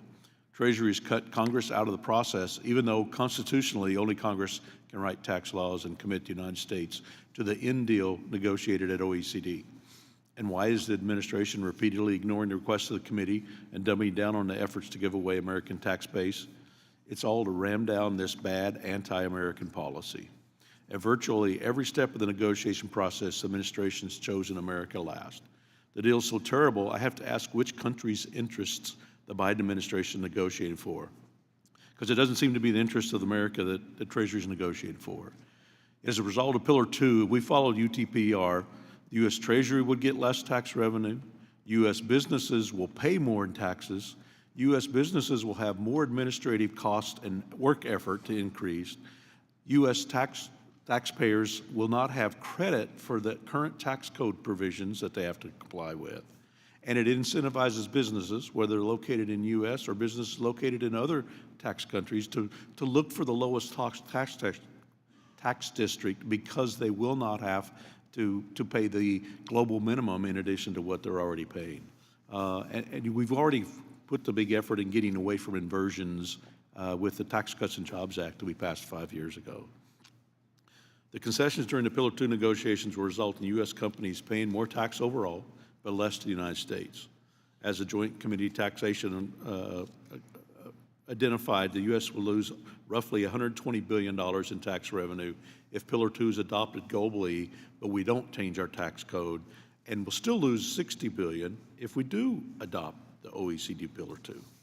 And furthermore, our share of global gross domestic product is 24%, while U.S. countries' share is 40% of the income exposed to the higher taxes. Further evidence that the deal disappropriately affects the United States. Ms. Hertzfield, can you explain how such a scheme would benefit the United States? I mean, are there anything in the deal that benefits us in exchange for what we're giving away? Thank you. I personally have trouble seeing the benefit, and I'm often asked the question from people from other countries why the U.S. negotiated this deal. You know, this week, OECD announced delays in implementation of one of Pillar 2's most harmful provisions, the one that I think is really the problem, the undertaxed profits rule. But this delay is not a fundamental change in this bad policy and only extends this uncertainty companies are facing. Ms. Gordon, what are the main concerns you hear from companies about complying with these new rules? What's the response you're hearing about the delay in implementation? Congressman, thank you for your question. So our members welcome the delay, but as you mentioned, it's not a change in policy. And some of the concerns are, even with UTPR safe harbor, that only applies to the United States. So most multinationals have entities in other countries as well. And if they are in Ireland, where there's a lot of U.S. investment, the UTPR safe harbor will not count on that income in Ireland, for instance. So it's problematic. I mean, and from my point of view, is if it's a bad policy, it's a bad policy next year. It's a bad policy 2 years later. It's just a bad policy, and that's not what we should implement. I'm really concerned about this policy. I'm really concerned about UTPR. I mean, as JCT confirmed, that the United States will lose less if we're forced to implement the OECD Pillar 2 provisions. It's not that we're going to gain more. And the fact that UTPR and Pillar 2 is not really a volunteer tax sovereignty. I mean, if you want to consider extortionary threats of you either change your tax code or you pay this higher rate anyway. So for that provisions, I'm really concerned about this process. Really, we need to fix the bad policy before it gets implemented ever. And with that, Mr. Chairman, I yield back. I thank the gentleman. And I'd like to recognize the gentleman from Connecticut, Mr. Larson. Connecticut, yes. Thank you, Mr. Chairman. And I thank all the panelists. This has been a very interesting session. We don't often spend as much time on the Constitution as we have today, and I'm quite interested in the constitutionality of all this. I actually thought we were in a committee hearing in the United States Congress actually discussing in the Committee of Cognizance tax policy and discussing the ramifications of that policy. So rather than working around, I kind of feel like this is working directly. And the way that our system works, 4 witnesses come with very important and well-established, well-researched views on their feelings, and 1 is a counterbalance to all of that. For those that are listening in on this, that's how the system works. That's how it's supposed to work. So, Mr. Barnes, I had to ask you, especially, you seem to have a difference of opinion about Pillar 2. Number 1, do you think that the Constitution is being violated here by the Biden administration or here in Congress? Well, because any tax legislation to enact Pillar 2 will necessarily be started in the House Ways and Means, will go to the Senate, will be signed by the President. It will follow our ordinary course of constitutional progress for tax legislation at the end of the day. That was my impression, and I used to be a history teacher in school, so I thought that we were following the Constitution. You can have constitutional concerns, but we are following the Constitution. Also, there's big disagreement over whether or not the future for this great nation of ours in these joint agreements with more than 50 countries that are participating in this, it seems as though we should be going it alone as opposed to working with other nations in a global economy. And in these times where we're in a world that where we need to be at the table, seated there. And it seems as though we're saying, no, what we need to do is operate alone and by ourselves. That to me sounds an awful lot like isolationism. How are we advantaged by working together with these other nations, Mr. Barnes? Let me take two examples from tax history that are not directly Pillar 2. First would be the treatment of corporate bribes. Some of you are familiar with the history. In the 1970s, the U.S. said corporate bribes are bad, they should not be tax deductible.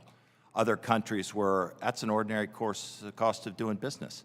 It took 20 years before some of our major trading partners said bribes are not a good thing, we should make them non-tax deductible and illegal. U.S. leadership took decades, but we got the right result. Same thing with bank secrecy. A tax system can only be enforced if there's adequate information. There were countries that said bank secrecy is part of our blood. You shouldn't come in and breach my bank secrecy. The U.S., with the help of Germany and a few other countries, over a period of time led to sufficient information exchange to enforce our laws. I think U.S. leadership consistently has helped improve global tax rules, and I am confident they did on Monday of this week, and the continued participation by the U.S. will make the ultimate Pillar 2 rules much, much better. And how will that advantage the United States long run in terms of our economy? I hope it will help us. I realize that there are debates over whether Pillar 2 ought to exist at all or not, but there's some distinct advantages. I mentioned one with the Singapore example to level the playing field. It will put pressure on countries to reduce their corporate tax rates. Those people who believe that high corporate tax rates, that is way above 15%, are a deterrent to investment should cheer Pillar 2. With a country-by-country analysis, a country like India, Japan, with high corporate taxes, will be starkly illustrated as having a rate where the taxpayers bear an excess cost. Today, with the blended rules under GILTI, that pressure doesn't fall entirely on the high-tax jurisdictions because taxpayers can self-help to a lower rate. The other advantage for the U.S. is one Michael Plowgen mentioned, which is it will reduce the incentives for U.S. businesses to move offshore. That has an advantage for investment in the U.S., U.S. workers, U.S. jobs. Thank you, sir. Yield back. Thank you, gentlemen. Now I'd like to recognize the gentleman from Tennessee, Mr. Costello. Thank you, Mr. Chairman. Thank you for the witnesses for appearing today. Ms. Gordon, could I go back to you and follow up maybe a little bit on what Mr. Estes asked you? In your written testimony, and this is about compliance, you talked about how businesses are establishing systems right now to try to comply with Pillar 2's extensive reporting requirements. And in your testimony, you noted that an FTC member has already spent a lot of money, I think you said 8 figures, in 15,000 hours preparing for those Pillar 2 requirements. Can you talk more about the compliance burdens that Pillar 2 will impose on U.S. businesses? What type of information are they going to have to submit, and what are some of the more unique challenges? Congressman, thank you for your question. So our members have started to update their systems and prepare for compliance with Pillar 2. One member has noted they hired another 6 to 8 people. They have spent 15,000 hours preparing for this and over $10 million. Other members have noted that the $10 million is probably just the startup costs to implement these systems. So this is very labor intense, and that is really before we even have all of the rules and before we can see if all the countries enact the exact same rules or if there are slight differences. Every time there's a difference that is more compliance costs, that is more time, and additional numbers that the country is going to need to, or the company is going to need to report to a different country. And you may have just talked about this. What about the manpower? What about the labor that goes into that? Yeah, there is a lot of labor. A lot of these numbers that the Pillar 2 tax return, the global information return, is requesting are not numbers that my members currently compute.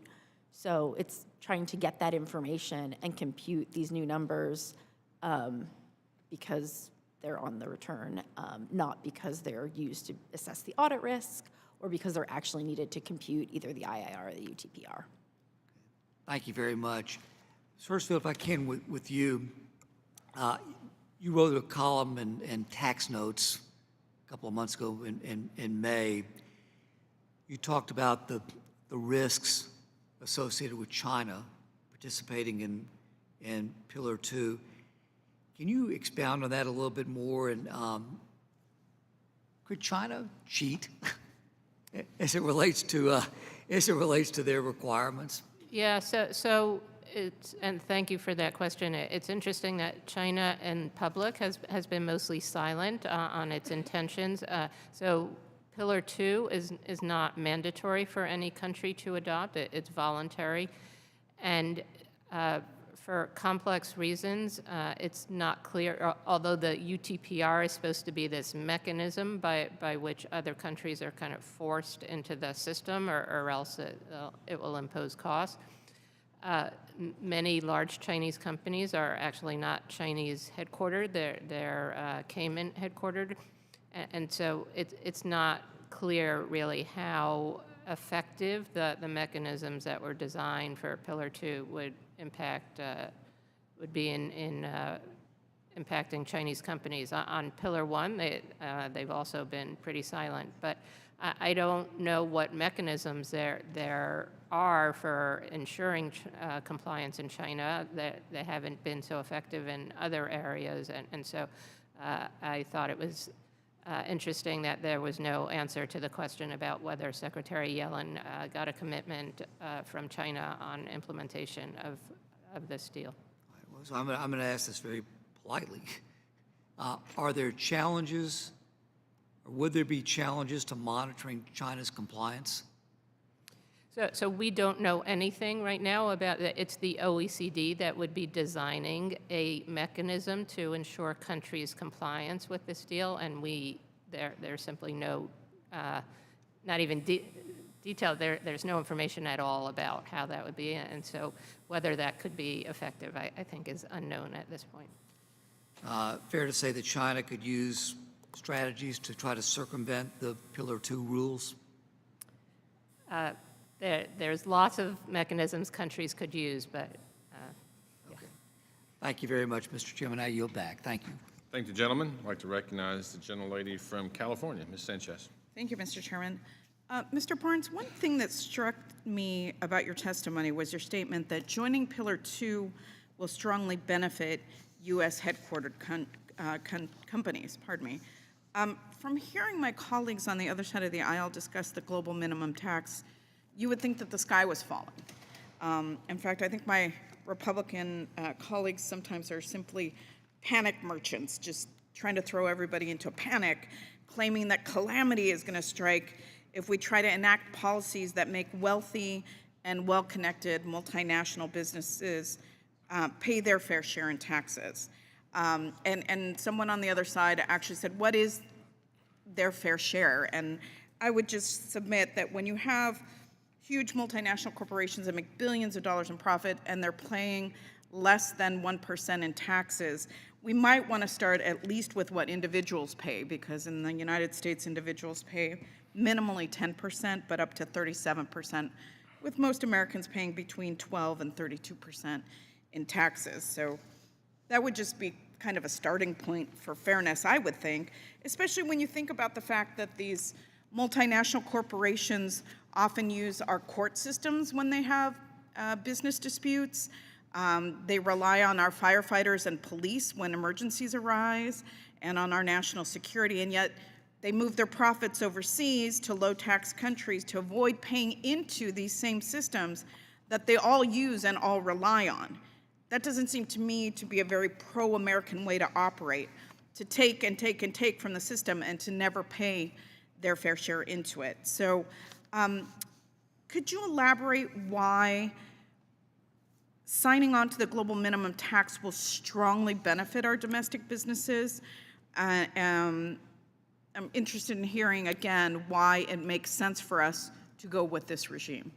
Yeah, thank you very much for the question. Let me make two comments preliminarily. First, no corporation likes to pay $1 more than it's required to pay by the law. And that's why corporations have tax professionals like me to try to make sure they're fully compliant but not paying more than that. The second point is, I think what's critical here is that the U.S. companies are very capable of competing when the field is fair. And the minimum tax, in my view, helps ensure a fair field.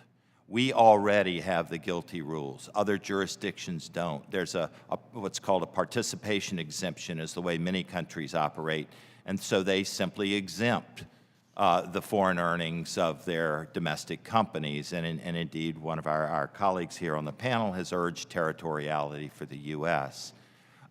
So why do I think it'll help the U.S. to have this rule? First, compliance.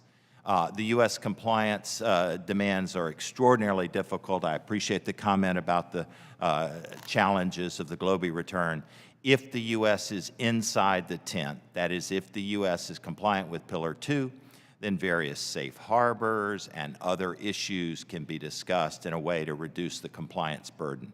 U.S. companies will be subject to Pillar 2 regardless of what we do because 130 other countries will adopt it.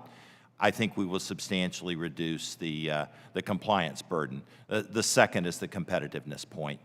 We pay GILTI. Other countries don't have a GILTI, and whether the rate is 5%, 10%, 15%, 40%, the point would be to have a rate in which the U.S. companies are not disadvantaged, and where there's a level playing field, I think U.S. companies win. Okay, and given that that's the case, do you have any theories about why these businesses aren't banging down Congress's door demanding that we sign on to Pillar 2? I do have theories, but I'm happy to also yield to my colleagues. I think there are two reasons. One is it is absolutely out of character for a corporation to say, raise my taxes. That goes against everything the corporation has stood for and lived for. And to stand up now and say, we think increasing taxes on corporations is favorable is just completely antithetical to what corporations are all about. The second reason, I think, is a belief, which I don't share, a belief that the U.S. GILTI regime will be declared fully compliant, so the U.S. has nothing else it needs to do. The U.S. GILTI rate will increase in 2 years, as many of you know. We'll still have the blending, but I think corporations are optimistic, I believe incorrectly, but are optimistic that the U.S. GILTI rule will be declared compliant. Thank you so much for your testimony, and I yield back. Thank you, gentlelady. I'd like to recognize the gentleman from Iowa, Mr. Feenstra. Thank you, Mr. Chair, and I just want to say thank you to each of our witnesses today. In absence of the consultation by the Treasury, we've relied on your analysis by those like you to understand this agreement that's being put before us. And just a quick, simple 101 economics tax lesson. Individuals and families pay tax, but they don't make goods and services. So they can't pass down the cost of tax, right? They just have to pay it. In corporations, and I'm talking to my colleagues on the other side of the aisle, on corporations, when you increase their tax, what happens? They pass it down through their goods and services. So goods and services increase, causing inflation, causing the issues that we're currently in. That's actually called Economics 101. I just want you to know, these processes and agreements that are what we are seeing is when you pursue a partisan domestic tax agenda in an international tax forum. It really is. Ms. Hertzfeld, You pointed out in your article that the two largest benefactors in terms of revenue were Canada and Germany, and yet we saw that Canada declined to sign the recent Pillar 1 agreement, and Germany's now taxing IP under Section 49 of its tax code in what appears to be purely a revenue grab from U.S. firms. So despite being the largest benefactor of Pillar 2, they're moving forward with discriminatory taxes against American businesses. At the same time, these new rules may violate U.S. tax treaties. So my understanding was that these agreements were intended to stabilize the international tax code. But in essence, am I fair to say that they could and seems to be could realize that they are destabilizing our code? Could that actually happen?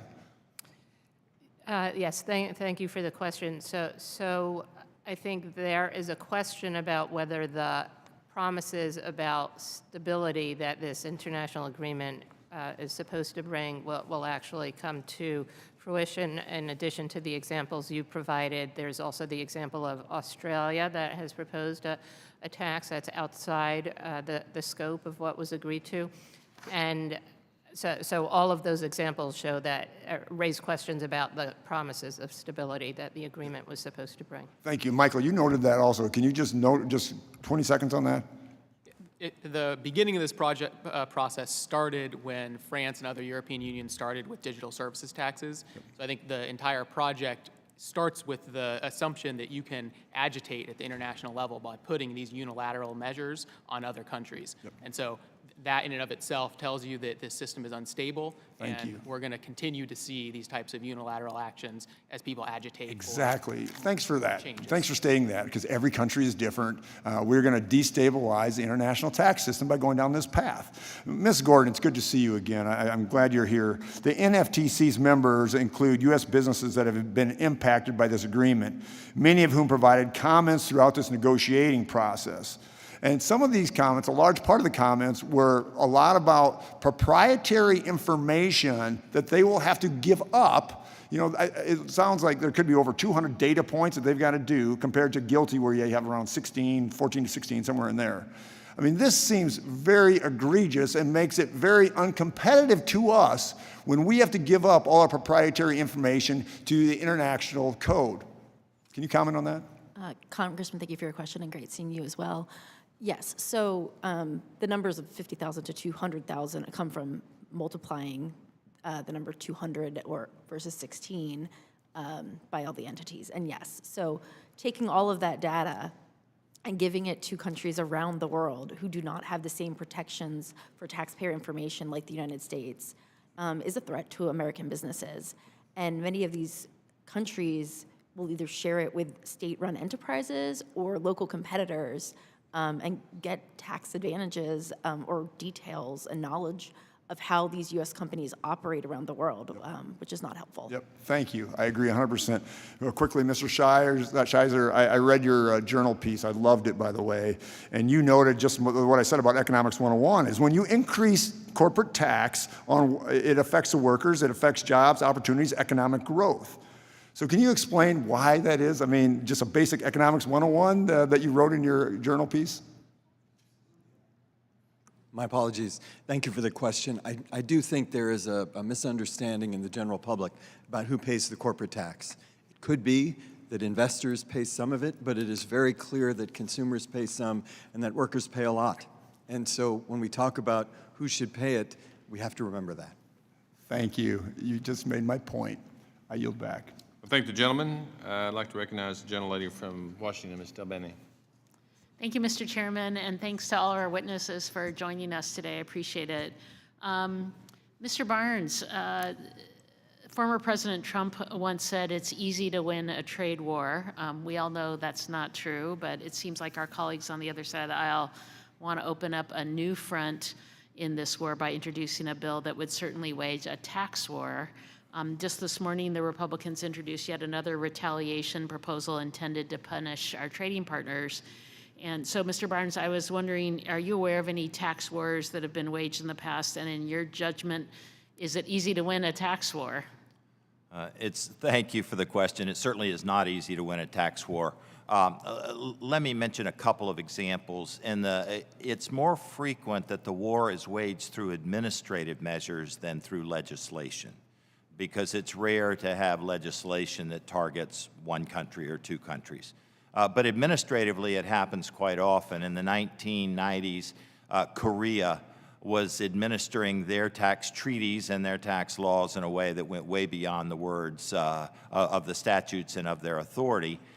When Korea wanted to join the OECD in the 1990s, the OECD, the US, and other countries said, no, you cannot join unless you go back and begin to follow the rules, the written rules, as you agreed to them in your tax treaties. And Korea agreed and has done so and joined the OECD. The most amusing one is probably the effort by India to attack the companies that have invested in India in call centers, 10,000 person, 20,000 person call centers. India has been extraordinarily aggressive. This was particularly in the early 2000s in taxing, one would say overtaxing, the foreign investors, including U.S. investors in the call centers. The Philippines government, in a tongue-in-cheek but very heartfelt letter that was published on the front page of the newspaper in India, said, thank you, India, for attacking these taxpayers. You are the best message for why investors should come to us in the Philippines. And it was, in fact, part of the reason that Philippines grew as a center for call centers. So I think when there have been inappropriate administration of taxes, rarely by legislation, more often by administration, it has generally backfired and reduced investment. Thank you. It's my understanding that based on the JCT provided data, when you look at all of the U.S. employees of firms that are based in countries that are jurisdictions targeted by the chairman's bill, you get 8.9 million employees. So the Republican bill would place 8.9 million U.S. jobs at risk. That's not to suggest that UTPR is necessarily good tax policy or there aren't legitimate concerns about it. However, it seems that starting a tax war and putting at risk millions of U.S. jobs is not the right answer. I wondered, Mr. Barnes, in your professional opinion, what's the best way for the United States to move forward so as to make the UTPR less of a concern? I think the short-term fix on Monday sets a path going forward. There are countries that I think we can agree are, I'll call them full tax, not necessarily high tax countries, but full tax countries.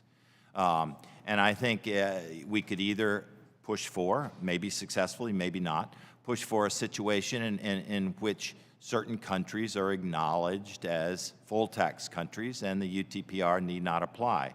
The other would be a mechanical calculation. Find ways in which a taxpayer who, because of credits or other reasons, is below 15% this year, but over a 3-year average or 5-year average, they pay reasonable taxes. They may be exempt from the UTPR. I think if the U.S. is at the table, then creative tax negotiators can come up with approaches that would fully protect U.S. tax on U.S. income. But we need to be at the table for those negotiations to be successful.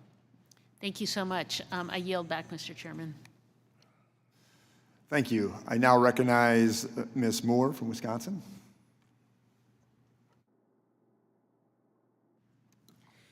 Thank you so much, Mr. Chairman, and I just want to thank this entire second panel. This is just like being in graduate school here. I want to just say to my Republican colleagues that a lot of things that you are raising about the treatment of our tax credits, about how data will be used, are really legitimate things to raise. But you can't raise them if you ain't there at the table.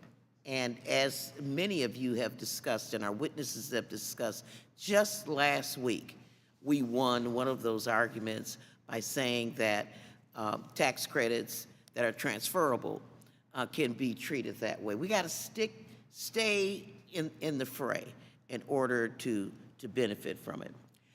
We have heard many of our, and I agree with you, Mr. Barnes, I've never seen a corporation that doesn't want you to raise 1 penny extra in taxes. I think that this entire panel and all of our colleagues on the other side have forgotten that we just lowered the corporate income tax rate from 35% to 21%.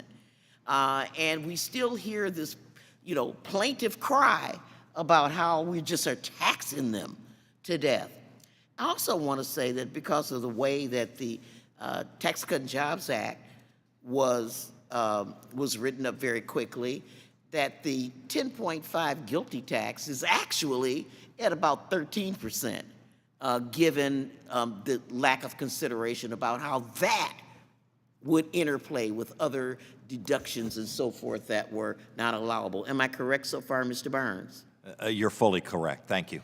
And I also want to say that if we had just kept that 35% corporate tax rate, that would have been so much easier for United States to have complied with the globe regimen, and we didn't do that. So I just want some of the whining, some of it to stop. Mr. Barnes, we have heard testimony here today about just how, and I've been hearing this for my entire professional life, about how adding or changing any sort of tax regimen creates all of this compliance and bureaucracy, and all of our graduate schools from the Wharton School aren't going to be able to figure this out. Even if they go to Duke, they can't figure out how to do it. Can you please give us a comparison of how not joining this global regimen, what the compliance problems will be versus if we join? Thank you very much. The core problem is that the U.S. tax return, our GILTI regime, operate on what's known as tax accounting principles. And that is because our tax law, as developed by Ways and Means and everyone else, has special provisions for how you go from your income received in the door to a tax number. Under the GILTI regime, our companies will continue to need to use tax accounting to compute the U.S. GILTI liability. Under Pillar 2, there will be calculations based primarily on financial accounting. That's a different regime. In the U.S., that's GAAP. Outside the U.S., it's IFRS. And interestingly, there's no such thing as IFRS. Every country has their own IFRS. So U.S. companies, if the U.S. does not join the Pillar 2 exercise, will go through the full tax accounting world for GILTI calculations, plus the full financial accounting world calculations for So it'll be Pillar 2. harder, is that what you're saying? Absolutely. It'll be worse. I went to Canada recently, and, one of my hosts said, I just don't, Fahrenheit and Celsius, you guys are just stupid. You're the only people in the world who do that. I just wanted to ask a question about this example we were given about the poor little daughter, that doesn't cash app her parent like most of them do, but is getting taxed. I just didn't think that was I was just trying to process that. It's just not an example of what you're talking about when we start talking about, can you give a better example than that? Because I think that one doesn't work. There's absolutely no tax liability on the daughter. She's more likely asking for cash app. This may be satisfying or may not. Let me try. I would go back to a comment Michael Plowgen said, which is that the U.S. today, under Subpart F and GILTI, will tax a U.S. company on earnings in Singapore. So to use my example before, the Singapore government says, U.S. company, invest in Singapore, we're going to give you all these incentives, you will pay no tax. The U.S. says, great, fine, terrific, but we have a GILTI tax, so we're going to collect 10.5%. The Singapore government may not like it because we've undercut the value of their tax incentives, but that is absolutely consistent with international tax law. Thank you, and thank you, Mr. Chairman, for your indulgence. I just didn't want that California daughter to get too worried. No problem. Or the Virginia dad, rather. I now recognize Mr. Schneider from Illinois. Thank you, Mr. Chairman. I thank the witnesses for being here today. And Mr. Barnes, I want to pick up on your Singapore example since you brought it up. From a business standpoint, the three businesses you mentioned, Singapore business, zero tax, a Dutch business, zero tax, but the U.S. business in Singapore, 10.5% tax. What's the strategic business impact of that disparity? Well, because of the U.S. rules, because of GILTI and our foreign tax credit and our Subpart F rules, you're always going to be taxed in the U.S. So I think the issue that comes up goes all the way back to the base erosion profit shifting. If the U.S. company has a choice between high-taxed India, lower-taxed Singapore, they are inclined to go to Singapore, all other things being equal. Now, rarely is everything else equal, but let's assume everything else is equal, because the lower taxes in Singapore will help you blend down the high taxes in India. Got it. Let me turn to Mr. Scheiser for a second, because I know we've all shared the concerns about sovereignty. What's the population of the Cayman Islands? I do not know. I'll tell you, it's 69,000. How many companies, corporations are registered in the Cayman Islands? Many companies. 116,000, more than the people in the Cayman Islands. Why do you think that is? Low tax. No tax, right? Zero, correct? There are some costs, but yes. The tax is zero. What is the implications for U.S. sovereignty with Cayman Islands zero tax? I think the answer to that question depends on how the U.S. approaches income earned in the Cayman Islands. I think it's zero. It's up to us to make our decisions, and we make choices on how we tax those companies. Is that a fair statement? Yes. Okay. What is the impact on U.S. revenues for those hundreds of thousands or 100,000 companies registering in the Cayman Islands? Again, it depends. It does? Yes. If we wanted to tax it, we tax it. But if your point is it's an effort to try to reduce the U.S. tax base, that's true. It does. In fact, that's BEPS. Mr. Barnes, isn't that the definition of BEPS? It is. I would always say, though, you have to look at what the substance is in the Caymans. Is there substance or is there no substance? That's a fair point. But isn't the goal of what we're doing here, talking about changing the tax regime, trying to eliminate those tax havens that get companies to register in the countries where they're actually doing business?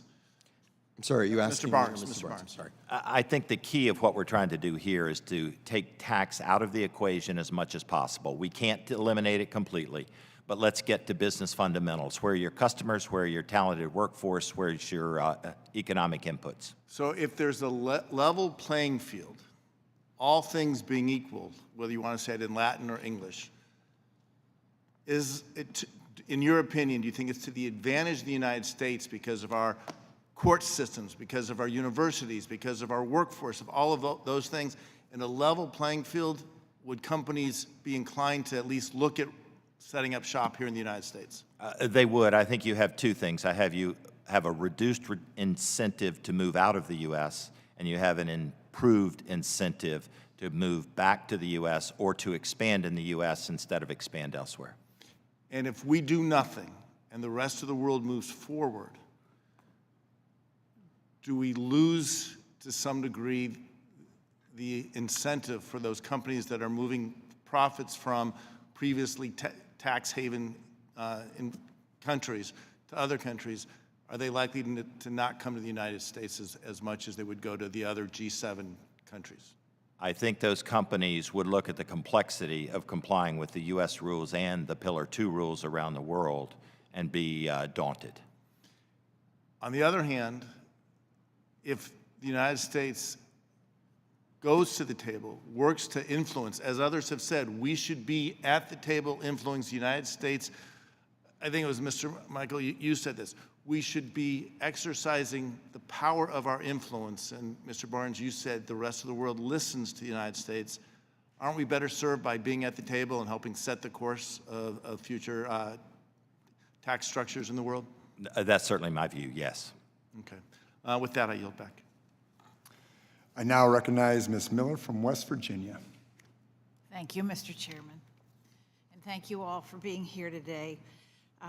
It's of the utmost importance that we stop the OECD's forced march to socialism. I appreciate the opportunity to talk to our expert witnesses here today on how the Biden administration has failed the American people and attempted to abdicate key congressional responsibilities to unelected global bureaucrats who do not have our best interest in their heart in the slightest. If the administration fails to stand up for our workers and taxpayers, then everyone else in the world will be much more happy at eating our lunch while we're standing there with nothing. Ms. Hertzfield, have experts warned the UTPRs may violate the terms of bilateral tax treaties? Yes, they have. Could you describe just how foreign governments could tax U.S.-based companies under UTPR? So the UTPR is a complicated rule, but what it does is it looks at every company multinational operates, and it says to the extent that anywhere in the world a company is not paying a 15% rate, then other countries have the right to tax that income. And it includes also the parent company's income. So it means that if because of credits or other incentives, a U.S. company is not paying a 15% rate in the U.S., other countries have the right to tax that income. And so taxing another jurisdiction's income is a treaty violation. Can you elaborate on what actions countries are taking that might be considered as undermining the global tax deal? In your opinion, will this deal ever go into effect in countries like China, who are willing to always break the rules? Yeah, so I think one of your colleagues brought up before some actions other countries are taking that are not consistent with the global deal. I don't think any country specifically has said we want to undermine it, but they're certainly taking actions that are not fully consistent with it. Thank you. Mr. Michel, the OECD arrangement doesn't stop countries from competing to attract business, investment, and jobs. It just makes the current U.S. system less competitive. What makes this agreement, as currently written, so lopsided against the U.S. system? And what tools will countries use to compete if it is implemented? As we've been discussing, I think the agreement shifts competition from tax rates, which ultimately reduce economic inefficiencies, and as we were talking about before, less costs get passed on to workers and consumers and investors, and instead shifts competition to a war over subsidies. There's already been reporting of countries saying they're going to compensate their largest businesses by passing on direct subsidies to compensate for the higher tax rates. And this just opens up a whole world of cronyism, of this sort of corruption that comes along with attaching specific payments to specific companies and the lobbying that goes on behind it. So wouldn't you consider that all these subsidies and incentives is a type of global socialism? It certainly incentivizes more government involvement in business decisions than simply lowering tax rates does. So why would the United States negotiate our right to be a capitalist country? It just doesn't make sense to me. It doesn't make sense to me either. Okay, Ms. Gordon, there are likely numerous technical issues with the OECD model rules and guidance that have not received as much attention as the bigger concerns with the deal, which my Republican colleagues and I have been highlighting. Would you provide some examples that you're hearing from companies and your insight? And would you also tell me what your members' concerns are about sharing information, their information under Pillar 2?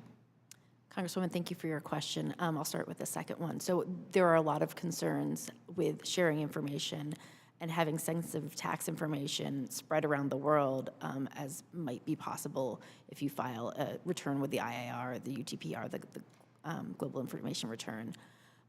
As to the problems with Pillar 2, I mean, it's almost 6 o'clock, and so I don't want to keep us here all night.